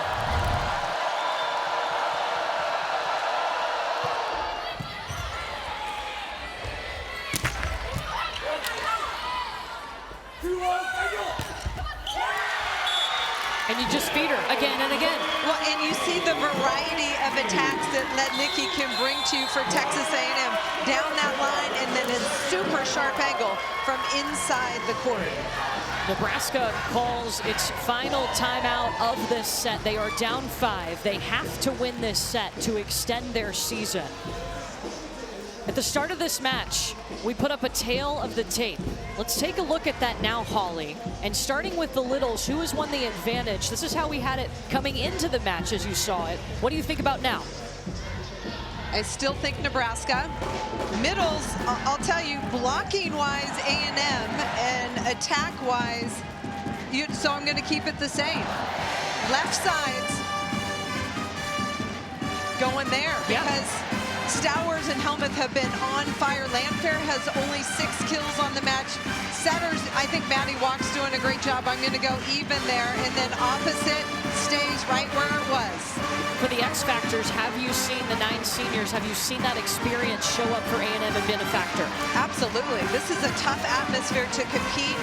They were a little bit slow to start, but came right back, and the leadership stepping up, making big plays, and Kazapala and Lednicki are fantastic for Texas A&M.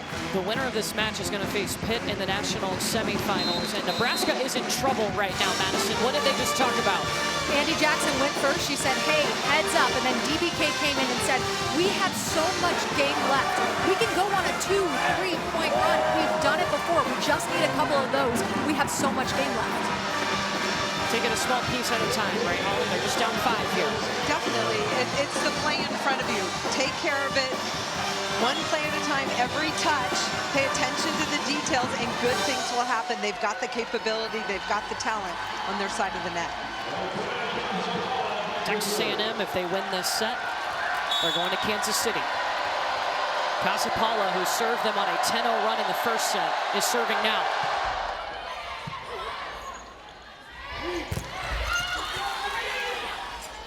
Maddie Walk dishing it to Lednicki. Looking like a veteran. Jamie Morrison told us Maddie Walk is the most underrated setter in the country. She's really grown in this program. And the way she goes fast to both pins, whether it's serve, receive, or defense, is impressive. She's first in the nation in assists per set. Trying Jackson on the slide again. A&M waiting. Logan Lednicki dug up by Mount. Bergen Riley out to Harper Murray. That's it. Bergen Riley does such a good job elevating on those tight passes, and that holds the block on the other side, so Harper Murray can have open net. Harper Murray hits 20 kills to lead all attackers in this match. She's the only Husker in double figures. Only Helmuth through the block. The speed of the Texas A&M offense is really creating problems for Nebraska.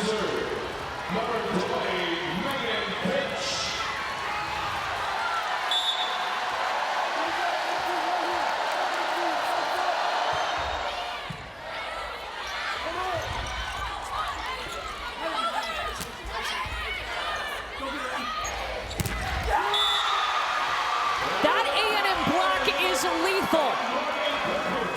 13 blocks today for Texas A&M. We are used to seeing Andy Jackson score at will. She's higher, faster than everybody else. The last 2 plays, they've deflected it, they've dug it, and now they block it on the Texas A&M side. It is an 11-4 run for Texas A&M. Misconnection there. Texas A&M scrambling. They will get a swing off, but Obeche with a stop. Incredible. Manaya Obeche comes in, makes an immediate impact with the stop.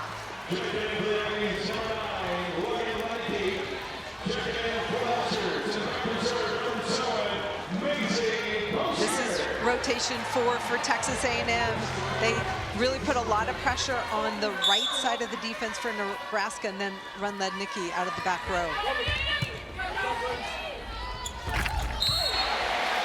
And that's going to be Perkins in the net on that attack. Jamie Morrison had a vision for this Texas A&M program when he took it over. A team that could consistently be in the regionals. A team that could build an environment like a Nebraska in College Station. A team that could go to the national semifinals. And they're so close to doing just that.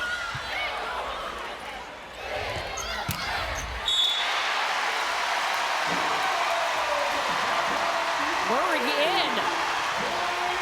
Harper Murray is red hot out of the back row for Nebraska. We've seen her go both ways with success. Texas A&M calls timeout as Nebraska has strung together 3 points here. A must-win set once again for the Cornhuskers. Nebraska needs to keep their foot on the gas. They need to keep momentum on their side. Texas A&M has not been making it easy. They have not relaxed at all. Well, the NCAA Women's Volleyball Championship continues through next Sunday's National Championship match on ABC. For more information, visit ncaa.com, the official online home for all 90 NCAA championships. Winner of this one is moving on to the national semifinal, where they will face Pitt, who is now there for a 5th consecutive season. Don't forget, later today, we will send a team from Austin, Texas to Kansas City, but the winner of this one will get Pitt, and Pitt was able to get a win last night. And once again, Olivia Babcock, the reigning National Player of the Year, leading the way with 23 kills. She's averaging 6 kills per set in the tournament. Always. Olivia Babcock is something special, but I'll tell you, the other players stepped up as well. We always expect that from Babcock. Brooke Mosier had a fantastic match, as did Marina Pizel out of France for Pitt. The winner of this one will face Pitt, who's making that 5th straight national semifinal appearance. Panthers will try to push past that semifinal for the very first time. Right now, Nebraska here in Lincoln is on a 3-0 run.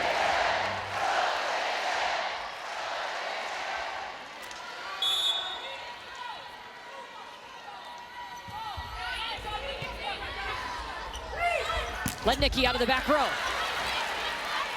Bolsinger with the bump set, pushed over by Taylor Landfair.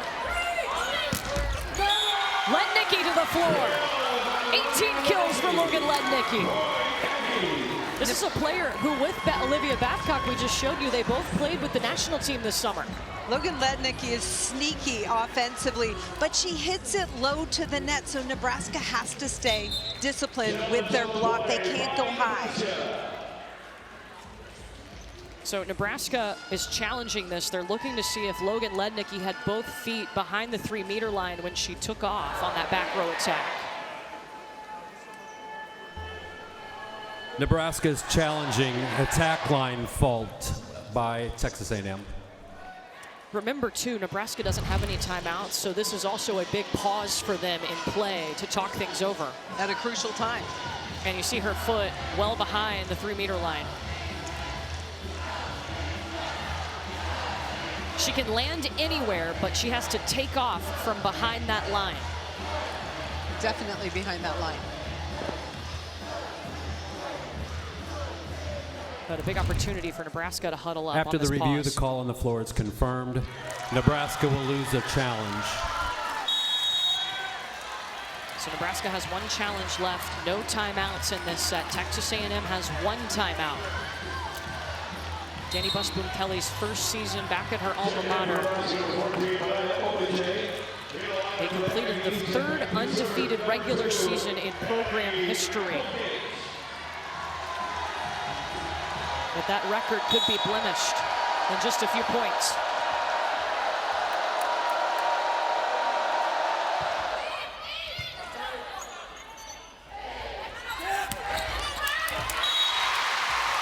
Rebecca Alec finds a way. Rebecca Alec doesn't try and blast past the block, just a little off speed off the inside blocker's hand for the Nebraska point. This is where they need to lock in. They have a big front row for Nebraska for a stop on this Aggie team. An ace!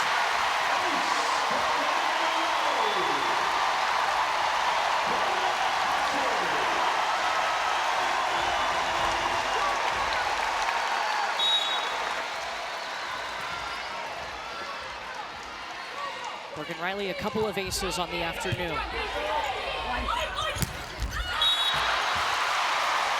And now Nebraska has a run going. They trail 19-14. And there's the momentum they need. 1 point at a time, and it starts with Bergen Riley at the service line.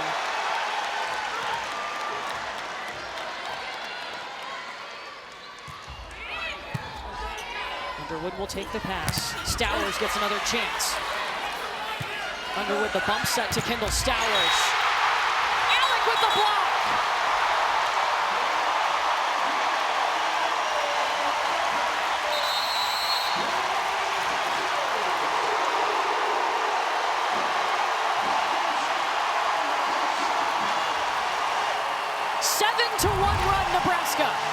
Nebraska needed this. Here's a good pass, a little bit forward, fast to the pin. Fantastic cover play there. And then you see Rebecca Alec get up, take space. This is a huge Cornhusker block at a crucial time for Nebraska.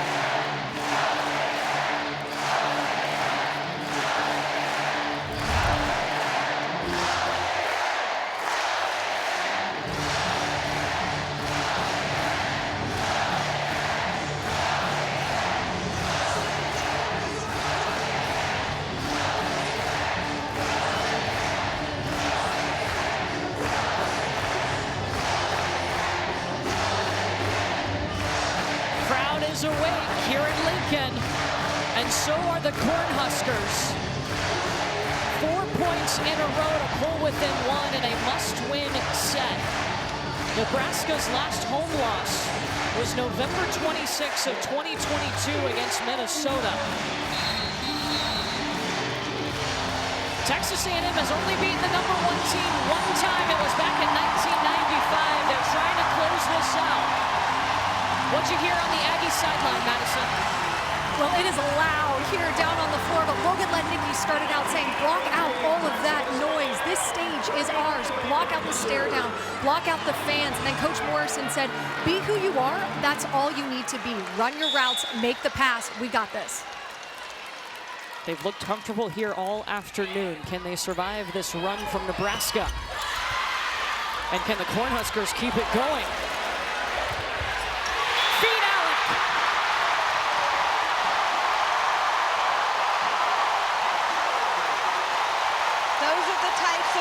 We've seen from this Nebraska team all year long, and now they need them. First tie since it was 7-all. Huskers on a 5-0 run. Net violation on Nebraska. Texas A&M hits the red zone.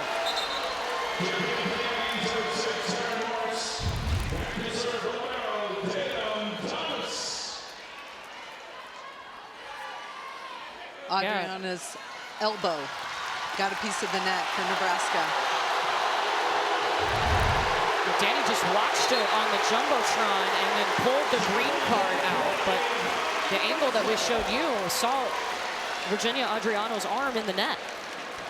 Another opportunity to talk Nebraska to her team. is challenging. There was no net fault. Yeah, great point, Holly. Nebraska, neither team has any more timeouts in this set. Exactly, why not? See the left arm of number 9 hits the top of the tape.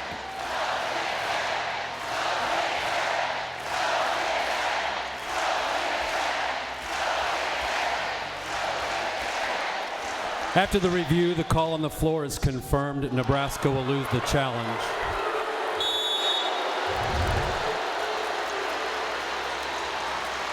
Rebecca Alec for Nebraska telling her team, hey, run it back, let's go, next play. So Nebraska, no challenges remaining. Texas A&M has one, neither team has a timeout. A race to 25.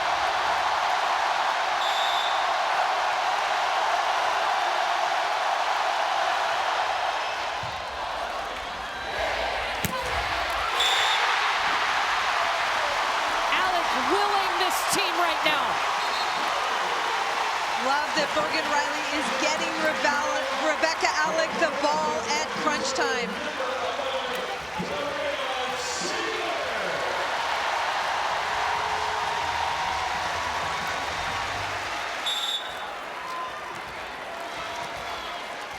Terea Siegler, the freshman.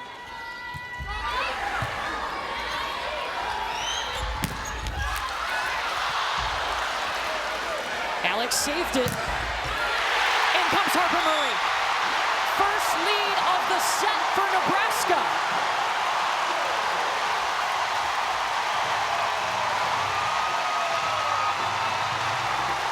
Every time they've made a play, Rebecca Alex had a touch in the play, and you can just feel the emotion on that side of the net for Nebraska.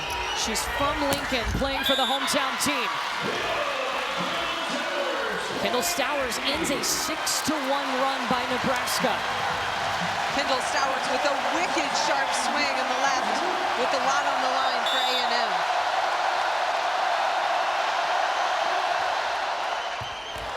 Choboy takes the pass. Bergen Riley going to Alec. You know you got to feed her. Letnicki tips. Harper Murray on the swing.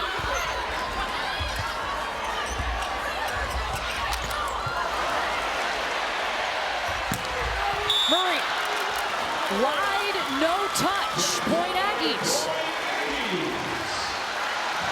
Wow, that was a missed opportunity for Nebraska.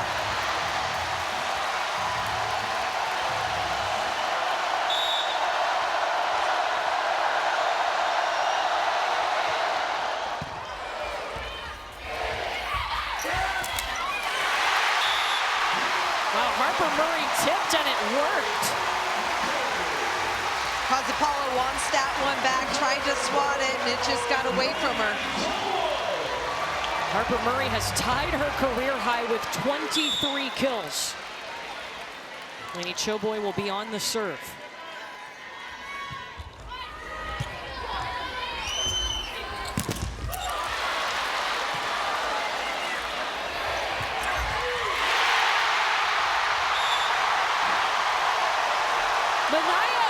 This freshman has been clutch.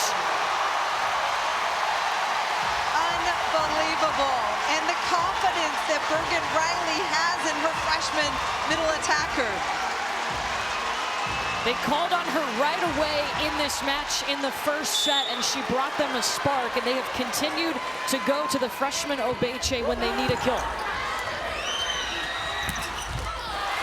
One-handed save from Choboy. Harper on the approach. Rejected by the block of A&M Kozapala and Logan Letnicki. That blocking combination for Texas A&M, they are magical together, in rhythm, huge, no seams in that block. A win for A&M, they're moving on to Kansas City. A win for Nebraska, we play 5.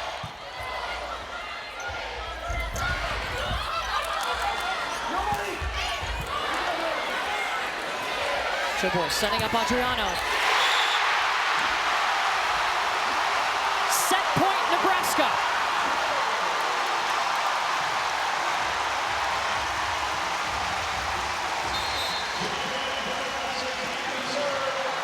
Watch Texas A&M go back to Letnicki. She's in the front row right now, and she's been red hot for them.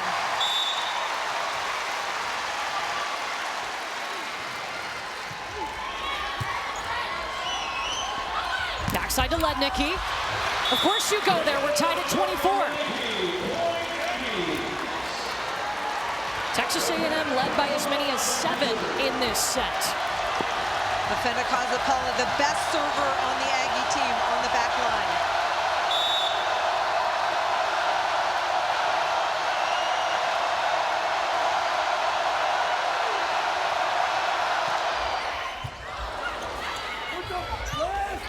That was a great serve. Letnicki coming in hot. Helmuth 2, dug up by Malk. Siegler had to reach for it, it worked. Second set point, Nebraska. Incredible, not ideal, but the timing out of the back row attack wasn't perfect. So Siegler had to throw it to the middle of the court, but it works for Nebraska. Harper Murray will get the serve. Letnicki keeps it going. She's at 20 kills. incredible. We know Maddie Walk wants to go back, but the reach in line, and she loves to go angle, even though Bergen Riley's there. Too much pace on it. Megan Fitch into serve. Bergen Riley getting aggressive. Third set point, Nebraska. This is amazing. It's incredible. I mean, high-level volleyball when everything's on the line.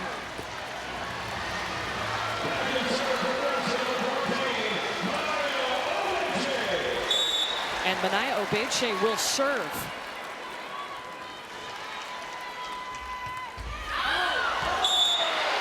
It's wide.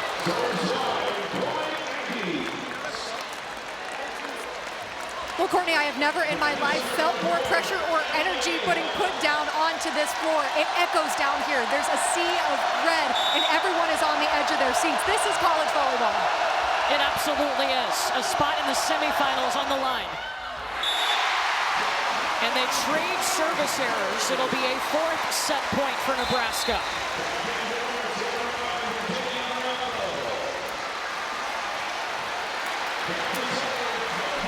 Biggest front line of blockers in the front row right now for Nebraska.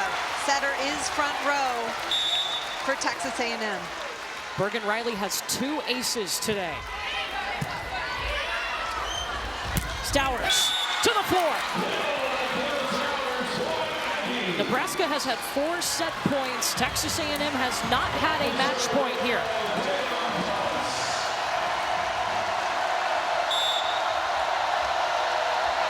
Tied for the 14th time.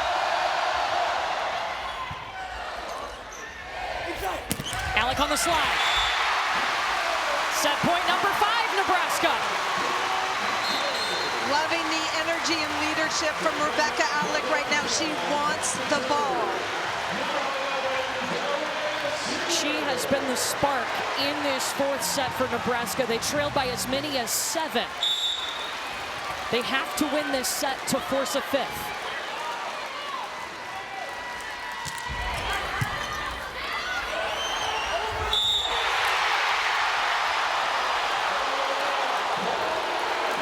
They call Nebraska coming over and blocking the set. That ball did not go in the plane of the net. As blocker, she is a front row setter, so you think if she's going to attack it, you have to be ready, but she's trying to set that ball. Murray dug by Helmuth. Stowers chasing it. It was really tight. Virginia Adriano with a block. It's set point number 6, Nebraska. Huge timely stop for Virginia Adriano on that right side. Up, hands early and over for Nebraska.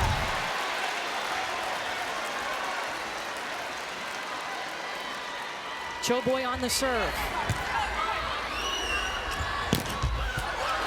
Lednicki dunked by Bergen Riley. Murray coming in. Blocked. Harper Murray is going for it, but she's got to use the edges because she's facing Lednicki and Kazapala at the net, and they are magical together. 15 blocks for A&M, tied for the 16th time.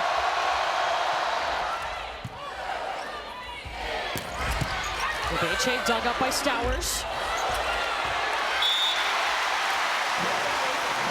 Nebraska set point number 7.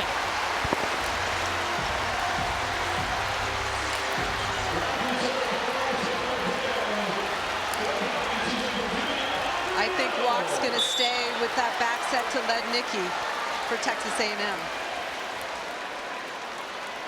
Lednicki's got 20 kills. Raised the tape but went over, and you're right, Holly, she does.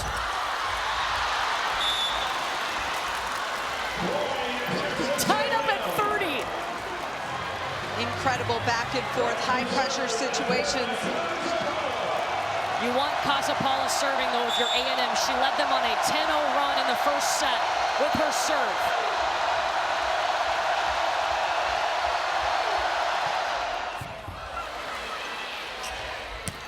Obeche on the slide. An 8th set point, Nebraska. Kazapala, heavy serve, and Lainey Choboy took all of it. Diving, perfect pass from Choboy, and then Obeche with the kill.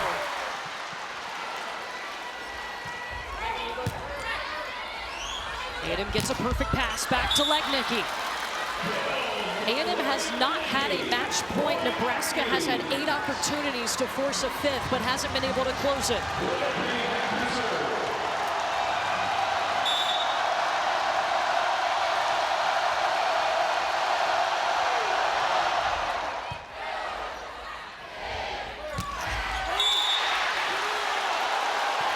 Match point A&M.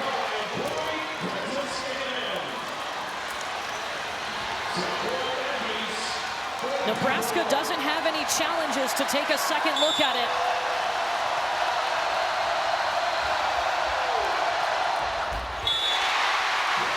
Service error ties it at 32. Rebecca Alec back on the court for Nebraska.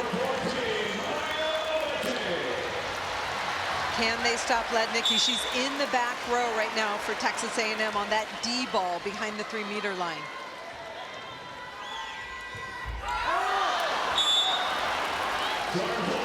Match point number 2, Texas A&M. It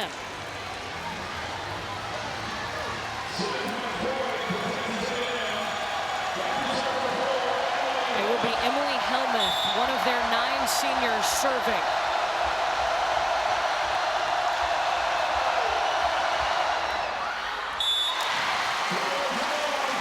They've had a service error on both match points. Everybody has a lot of adrenaline right now and going for it, and that's why those are sailing long. It's all about that good hand contact right now.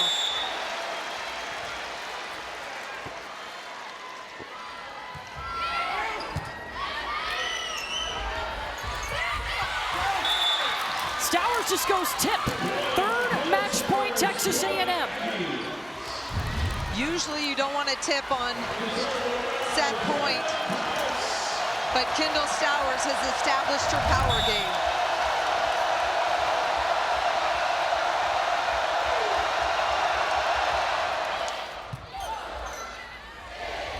Rebecca Alec. Nebraska is glad she's on the floor right now. Texas A&M's block is going too wide on Rebecca Alec, and that opens up that deep cross-court swing. We are tied up for the 21st time.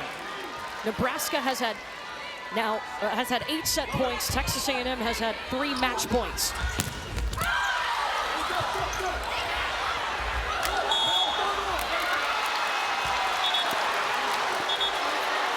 Oh, they're going to say replay this point.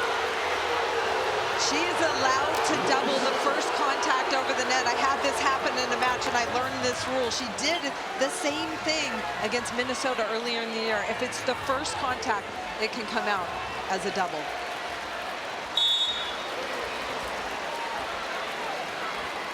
So they replay this point because they had originally stopped it for a double, but that was the first contact. Set point number 9 for Nebraska.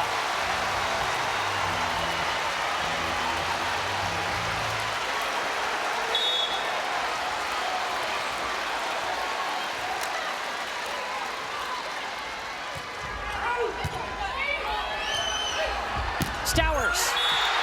Long. No. Touched. Point Aggies.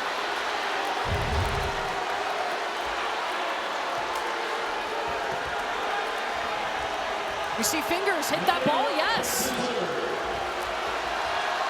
Look at like it got the left hand of Adriano. Choboy has to track it down.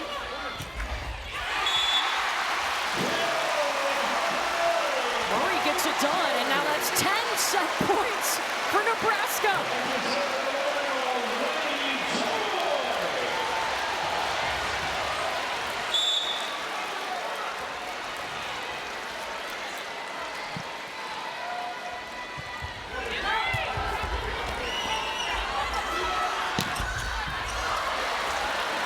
There's a swing from Lednicki. Adriano.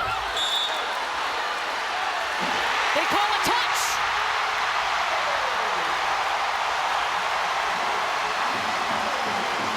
Jamie Morrison is looking to his team and asking if they touched it. He does have a challenge. I think Stowers might have got a piece of it.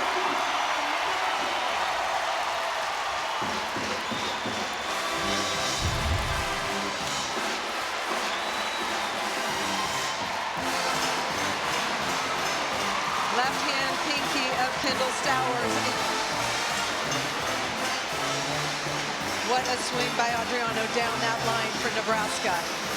It took 10 set points, but Nebraska forces a fifth set. They trailed 18-11 and won on the 10th set point. We decide this one in a fifth set. Nebraska just survived 3 match points for Texas A&M to continue their season. A Nebraska team that is undefeated, being pushed to the limit right now against Texas A&M with a spot in the national semifinal on the line. We will play a fifth set to 15 points, and the winner of that set will go on to Kansas City. That was incredible. I mean, the spark that Rebecca Alec had in that fourth set when they were around 30s, it was unbelievable. It took 10 set points, but Nebraska closed it out. Texas A&M has only beaten the number one team one time, and that was in 1995. Nebraska hasn't lost at home since November of 2022 against Minnesota. All these two teams are focused on right now is getting the first to 15 points. One set to 15, and if we see what we saw in that fourth set, it's going to be back and forth every point. How big was Rebecca Alec for Nebraska in that set? Huge. She was everything. She was that spark of energy. Every time she touched a ball for Nebraska, good things were happening. If you're Texas A&M, you had 3 opportunities to punch your ticket to the semifinals. How do you regroup? What are you telling your team? They don't need to do anything differently. They're touching balls, they're making plays. It's just one more play, and they would have won that. Nebraska has been in the semifinals 18 times. Texas A&M has never been there. Madison, what were the Aggies talking about?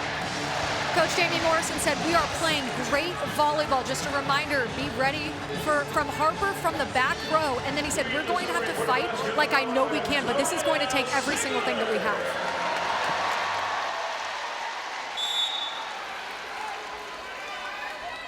First to 15 continues on. They start with Stowers, and they start sharp in the angle. Kendall Stowers up to 22 kills and 13 digs. Kendall Stowers, number 37 in black, has been unbelievable all day long. That was a sharp cut shot from her on the left. We're seeing her full game on display. Tight, you go to Rebecca Alec. Beautiful feed from Bergen Riley to Rebecca Alec, getting her middles going, getting some fire on the Nebraska side of the net. Rebecca Alec has tied her career high with 13 kills. Backside to Lednicki. Harper Murray got it! That was a big block by Harper Murray. They have not been able to slow down Lednicki. She's carved this court, but the hand shaping the ball back into the court for the Nebraska block.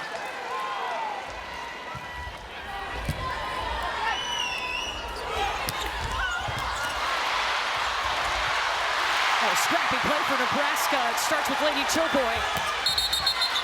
This time Stowers is going to pound it. And the down official stopped play.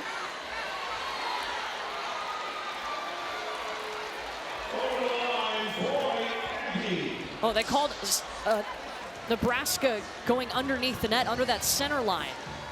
I believe it was Virginia Adriana trying to get up, might have crossed under the net and over that line. Yes. And that's definitely a safety issue, something they watch, especially with her head or upper body going underneath the net. Definitely. So that is a point for Texas A&M. It was going to be anyway.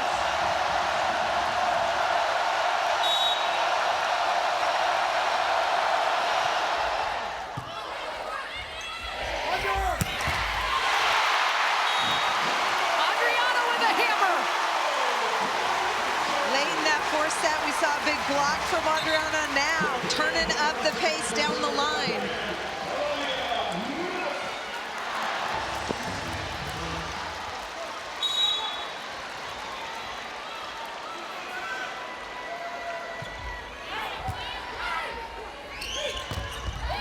Out of the middle. I feel like Texas A&M went away from Kazapala offensively in the middle, and the block was leaning towards Lednicki. That allowed the one-on-one opportunity.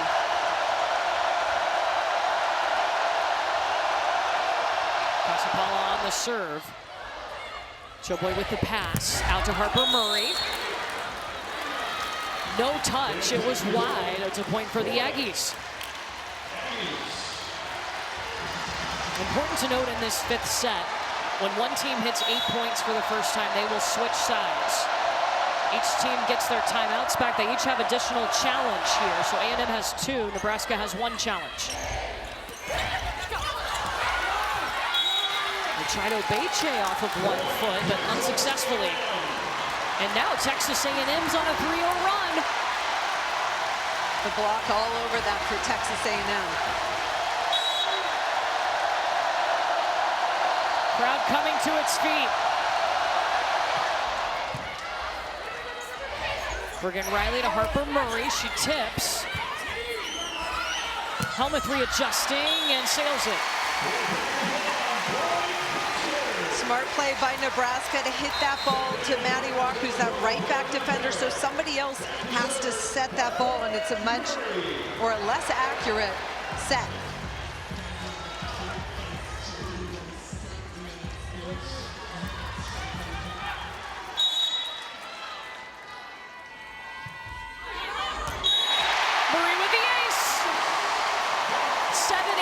Today for Nebraska.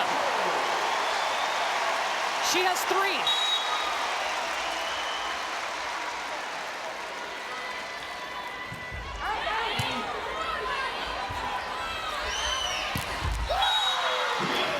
Ooh, that looks good from Lednicki. 22 kills for Logan. How about the set from Maddie Walk? Look how far, she's like middle back, pushes it all the way to Lednicki, who works it inside the block.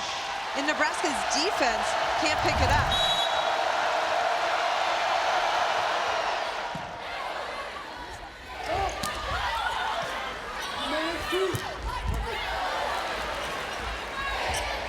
Obeche stopped on 1 foot. 17 blocks for A&M. That had 17 blocks in the regional semis on Friday. Unbelievable. It seems like this set's a little bit slow to Manaya Obeche, and she's on the way down. Fast hands from Texas A&M on the block. Bergen Riley is going to win the joust at the net, as setters often do.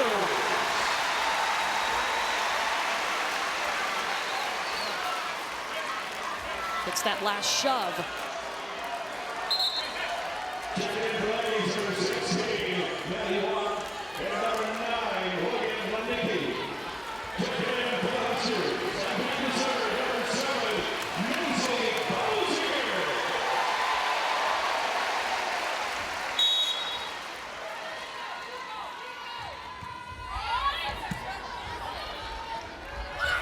Emily Helmuth, dug by Murray.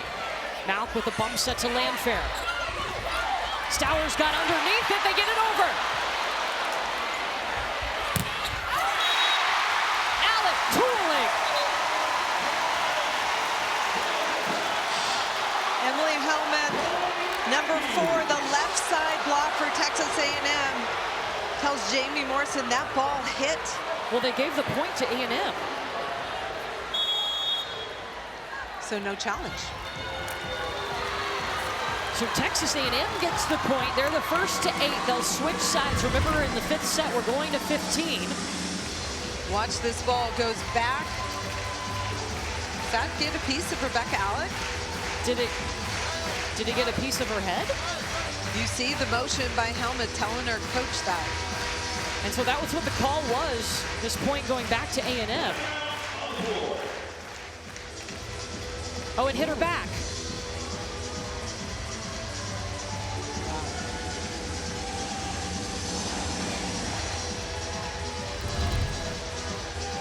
Wow, so Texas A&M is the first to 8. Looking for their first win over the #1 team since 1995. Texas A&M has had 3 match points in this match. It came in the 4th set, but they couldn't close it out. It's been incredible, and Logan Lednicki on that right side has been unstoppable. Yes, Harper Murray had 1 block, but they've been leaning on her heavily on the right side.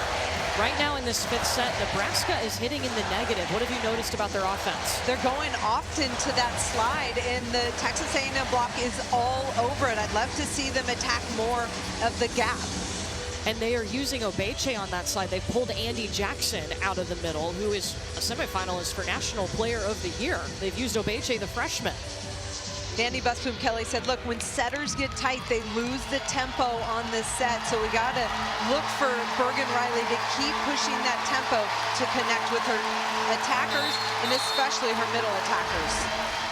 There's 2 spots left in the national semifinals. One will be decided here in Lincoln. The other will be decided coming up later tonight at 7:30 Eastern on ESPN in Austin, where Texas will take on Wisconsin.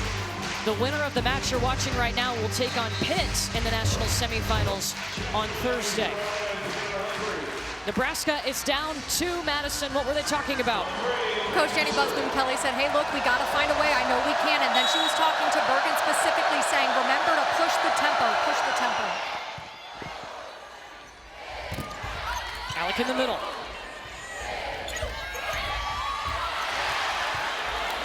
The up from Underwood keeps it going. Harper Murray diving, and Morgan Perkins sends it down.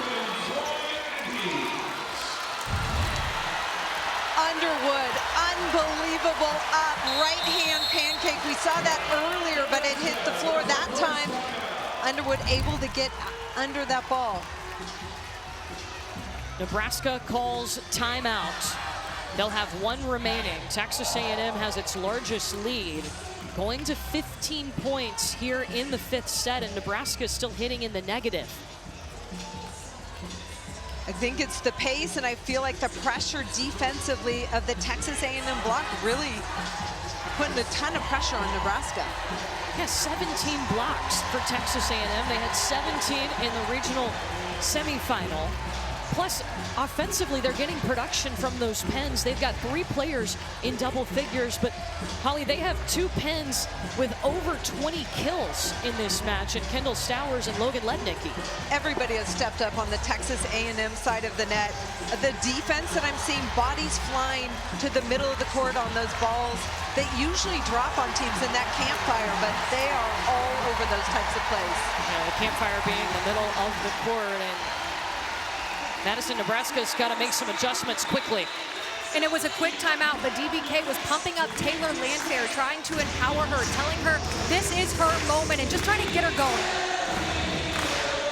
Taylor Landfair, number 12 in white.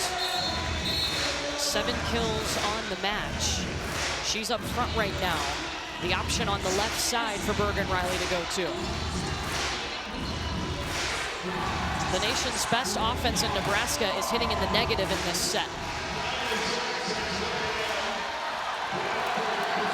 Taylor Humphrey is going to enter for the first time to serve for A&M. She goes at Malk. It's a tight pass. Stowers swiping it off that block, and Texas A&M hits 10.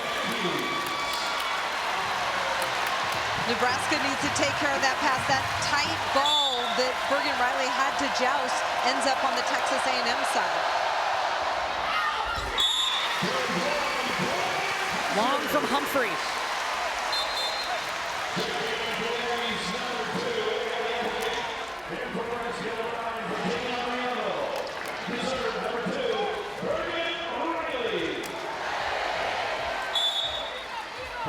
will serve with Nebraska down 3 points.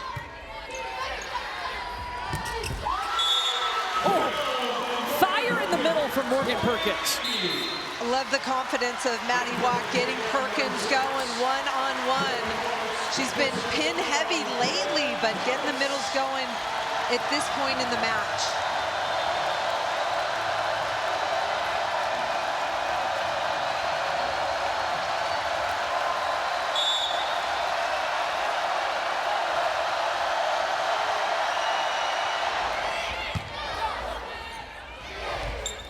Taylor Landfair, dug up by Underwood, by Thomas.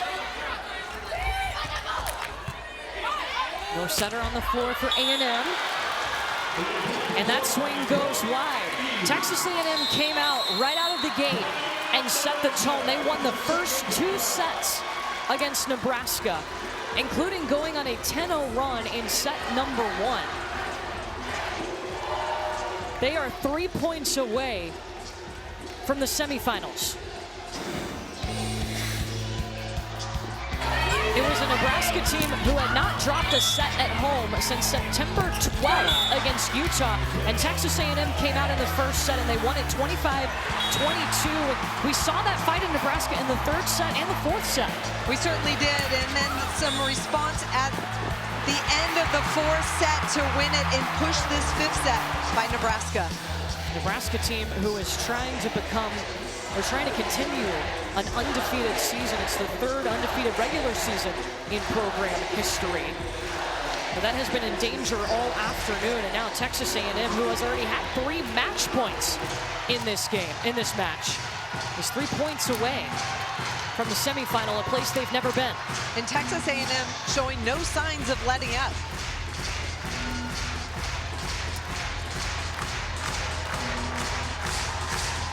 Just listened in on Nebraska's very quick huddle, and all BBK said was she looked at Bergen and she said, hey, set anybody.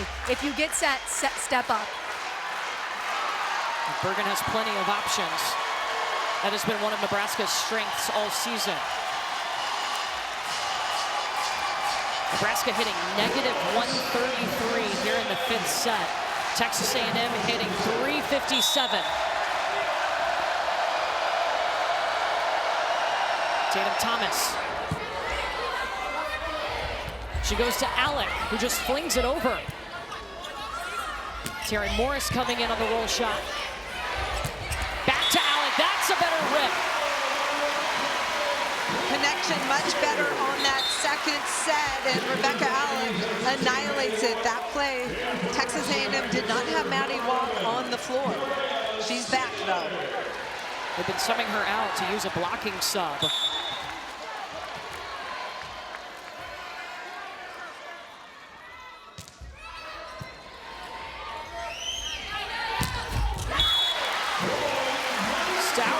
Stop as it goes in the net.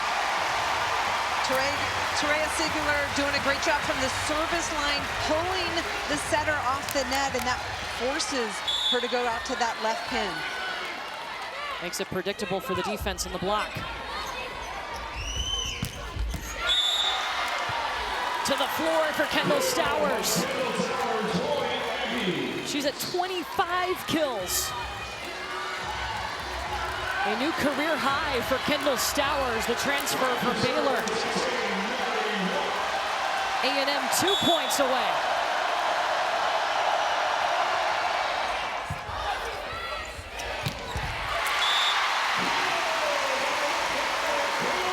Good pass, feed Rebecca Alec.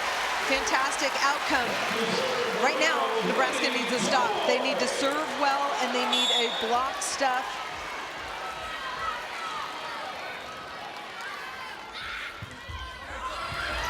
Chobo goes short, gets an ace.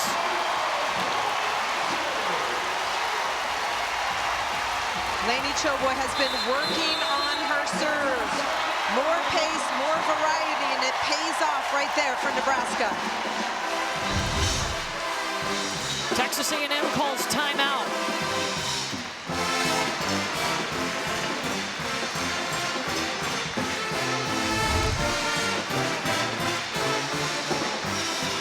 It seems like when Nebraska needs a spark, Rebecca Alec has been the one stepping up in these last 2 sets. She got the big kill right before that ace. Definitely, but I think she stepped off the court, which isn't a good thing for Nebraska. You know, after that last play of Finicasapala, it took her a minute to get up off the floor. 2 players collided going for that ball. She was able to walk off the court and over to the Texas A&M huddle.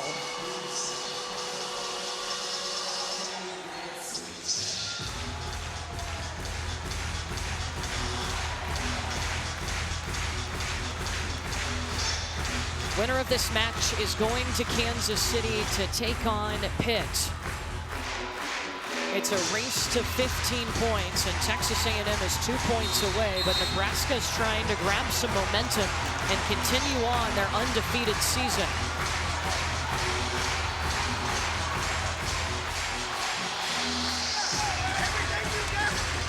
Listened in on the Texas A&M huddle. Kendall Stowers started out saying, hey, we need to give this everything we have. Head coach Morrison said, watch the short serve. We need one side out for match point. Take it 1 point at a time.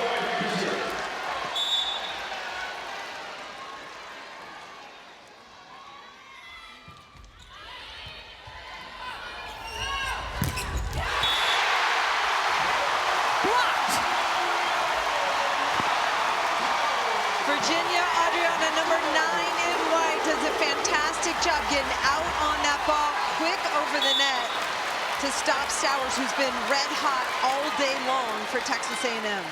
It's a 3-0 run, Nebraska.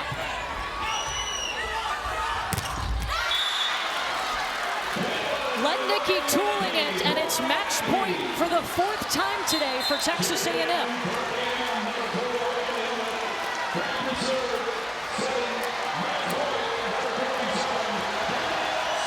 Best blocking front row right now for Texas A&M. 3 hitters in the front for Nebraska.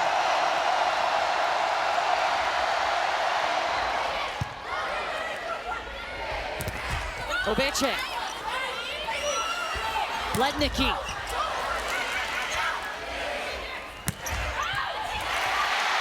Harper Murray keeps going, but it is a 5th match point for A&M.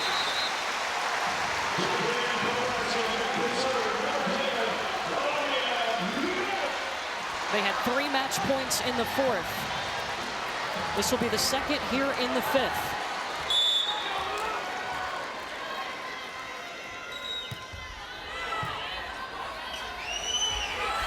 You feed Letnicki. Texas A&M is built for this, slaying giants. The Aggies just rocked the volleyball world.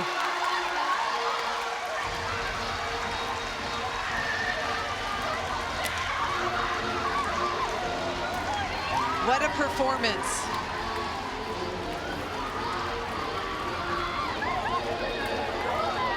And silence inside the Devaney Center except for the Texas A&M faithful. An undefeated season comes to a close for a Nebraska team who was incredible this year, but they will not make it to Kansas City. All season long, people said, look, is this the best team you've ever seen, the most dominant? And I said, yes, but they have to win to be considered one of the best. And Texas A&M came into their home and just dominated. How did they dominate Nebraska? I'm not sure, but Nebraska hadn't been pushed like this all season long, only in the practice gym, and the response from the Aggies was really impressive. They never backed down, they made plays, and this was a team on a mission. Before this match, I said, this is the most dangerous team in the country, and they proved it.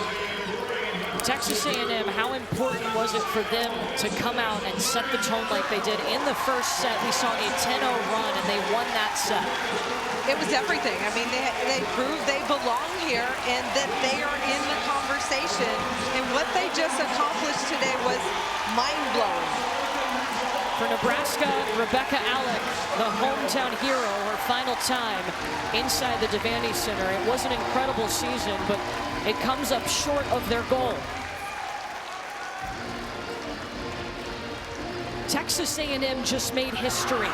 They have never been to the semifinals. They can check that box. It's part of Jamie Morrison's vision for this Texas A&M program, to be a regular, making deep runs in the tournament. We saw his pregame speech. He was not afraid. He instilled so much confidence in this group. He said, look, we have trained, we've prepared for this moment. And credit to Jamie Morrison and his staff for preparing his team to play well on this stage. 9 seniors helped get it done, and Texas A&M just did what 33 other teams could not do, and that's beat Nebraska. They are in the semifinal, and their head coach, Jamie Morrison, is with Madison. Coach, you're taking a Texas A&M team where no other Texas A&M team has gone before. When I say that, what are the emotions? Pride. I sat down after the Sweet 16 match and coming into this, just of what we've done in 3 years. And I know it's really, really hard to do, and it's a testament to the girls we have, to the staff we have, to the support we have from our administration. And I'm just so proud. I just told them, and we were so in the moment, I was like, we're going to the Final Four. And it'll sink in a little bit, but I'm so proud of this group of human beings and this whole group of human beings that we have as a part of our team. Specifically the seniors that have been with you from the jump, building this program, what do they mean to you? Everything. And it's not just this match and going to the Final Four. Like, for them, it was building something that's going to last. And this is going to last. And we're going to do this for years and years to come. But right now, I'm just going to soak up this moment because it's absolutely amazing. You can go do that. Thank you, Coach.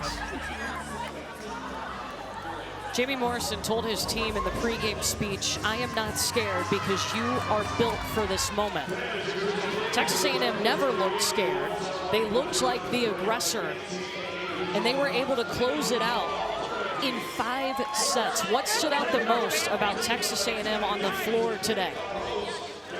Just the desire and the effort making plays. Everybody on the Texas A&M team stepped up. They hit 275. They had 17 blocks, 9 aces. Impressive across the board. How about that ticket to the semifinal?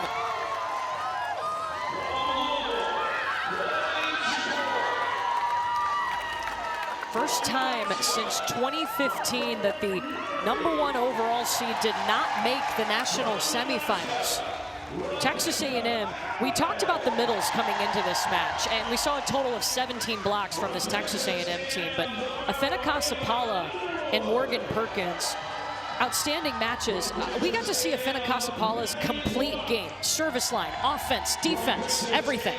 We certainly did, and the pins. Can we talk about the pins? Yes. Kendall Stowers, Emily Helmuth were fantastic. Not only hitting on the left side, passing, playing defense, blocking. It was an all-around effort, and literally every person on this Texas A&M team stepped up. And 2 players hit the 20 kill mark. Kendall Stowers with 25, and Logan Lednicki with 24 for Stowers. That was a career high. So it is Texas A&M, the 3 seed, coming out of Lincoln to the national semifinals for the very first time. They will take on Pitt on Thursday. That'll either be at 6:30 or 9 Eastern on ESPN. We still have 1 more spot to decide in the national semifinal, and that'll be decided later tonight, coming up at 7:30 Eastern in Austin, Texas.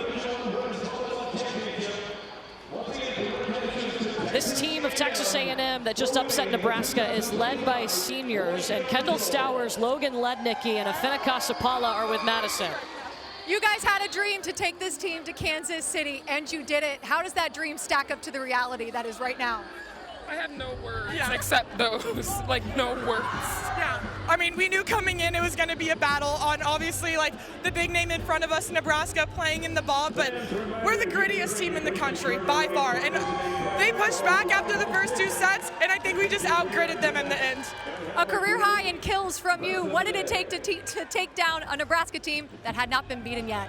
I mean, it's a whole team effort. Like, that number's amazing, but there's 8 people around me that are coming on this court. Every other point, I can't take any effort. All of these girls, both of them, she had just as many as I did. Maddie's setting up an amazing offense. Like, it's not a me thing. How would you describe the chemistry and the connection of this Texas A&M team? Yeah, I mean, a lot of us are seniors. We've been doing this for a really long time. And I think all the newbies, too, they came in ready to work, ready to grind, and we're just such a special group of girls, and it's just amazing. I agree. I still have nothing to say. Emotions are good. They're well earned. I mean, hey, gig 'em, baby. Baby, gig 'em! Congratulations going to Kansas City. Courtney? The senior class means so much. Wow. Let's take you back to the 5th set. Texas A&M had already had 3 match points in the 4th and couldn't close it out, and they came out fearless. Nebraska hit negative for most of the 5th set. And it was a block pressure from Texas A&M all day long. Their team defense just put so much pressure on Nebraska, and when they needed a kill, Logan Letnicki on that right side was money. Jamie Morrison told us one of the keys to this match to getting a win was controlling the chaos. How did you feel like Texas A&M did that today? They were never scared. They never had lapses. I was really impressed with the maturity. We knew they were going to be mature with 9 seniors, but I was really impressed by the way they responded to any pressure that Nebraska put on them. So Texas A&M moves on to that national semifinal. Holly, you have said time and time again, this is the most dangerous team in America when talking about Texas A&M. If you're Pitt, where do you start scouting for Texas A&M? Well, I'm sure everybody in the country just watched that match, and be afraid. Texas A&M is dangerous and very motivated. Texas A&M team that has experience. They have confidence. They have a spot in the national semifinal for the very first time. Their 9 seniors lead the way and punch their ticket to Kansas City. Don't forget, coming up at 7:30, Texas and Wisconsin will play for a spot in Kansas City. But an upset in Lincoln is what we just witnessed. On go the Aggies.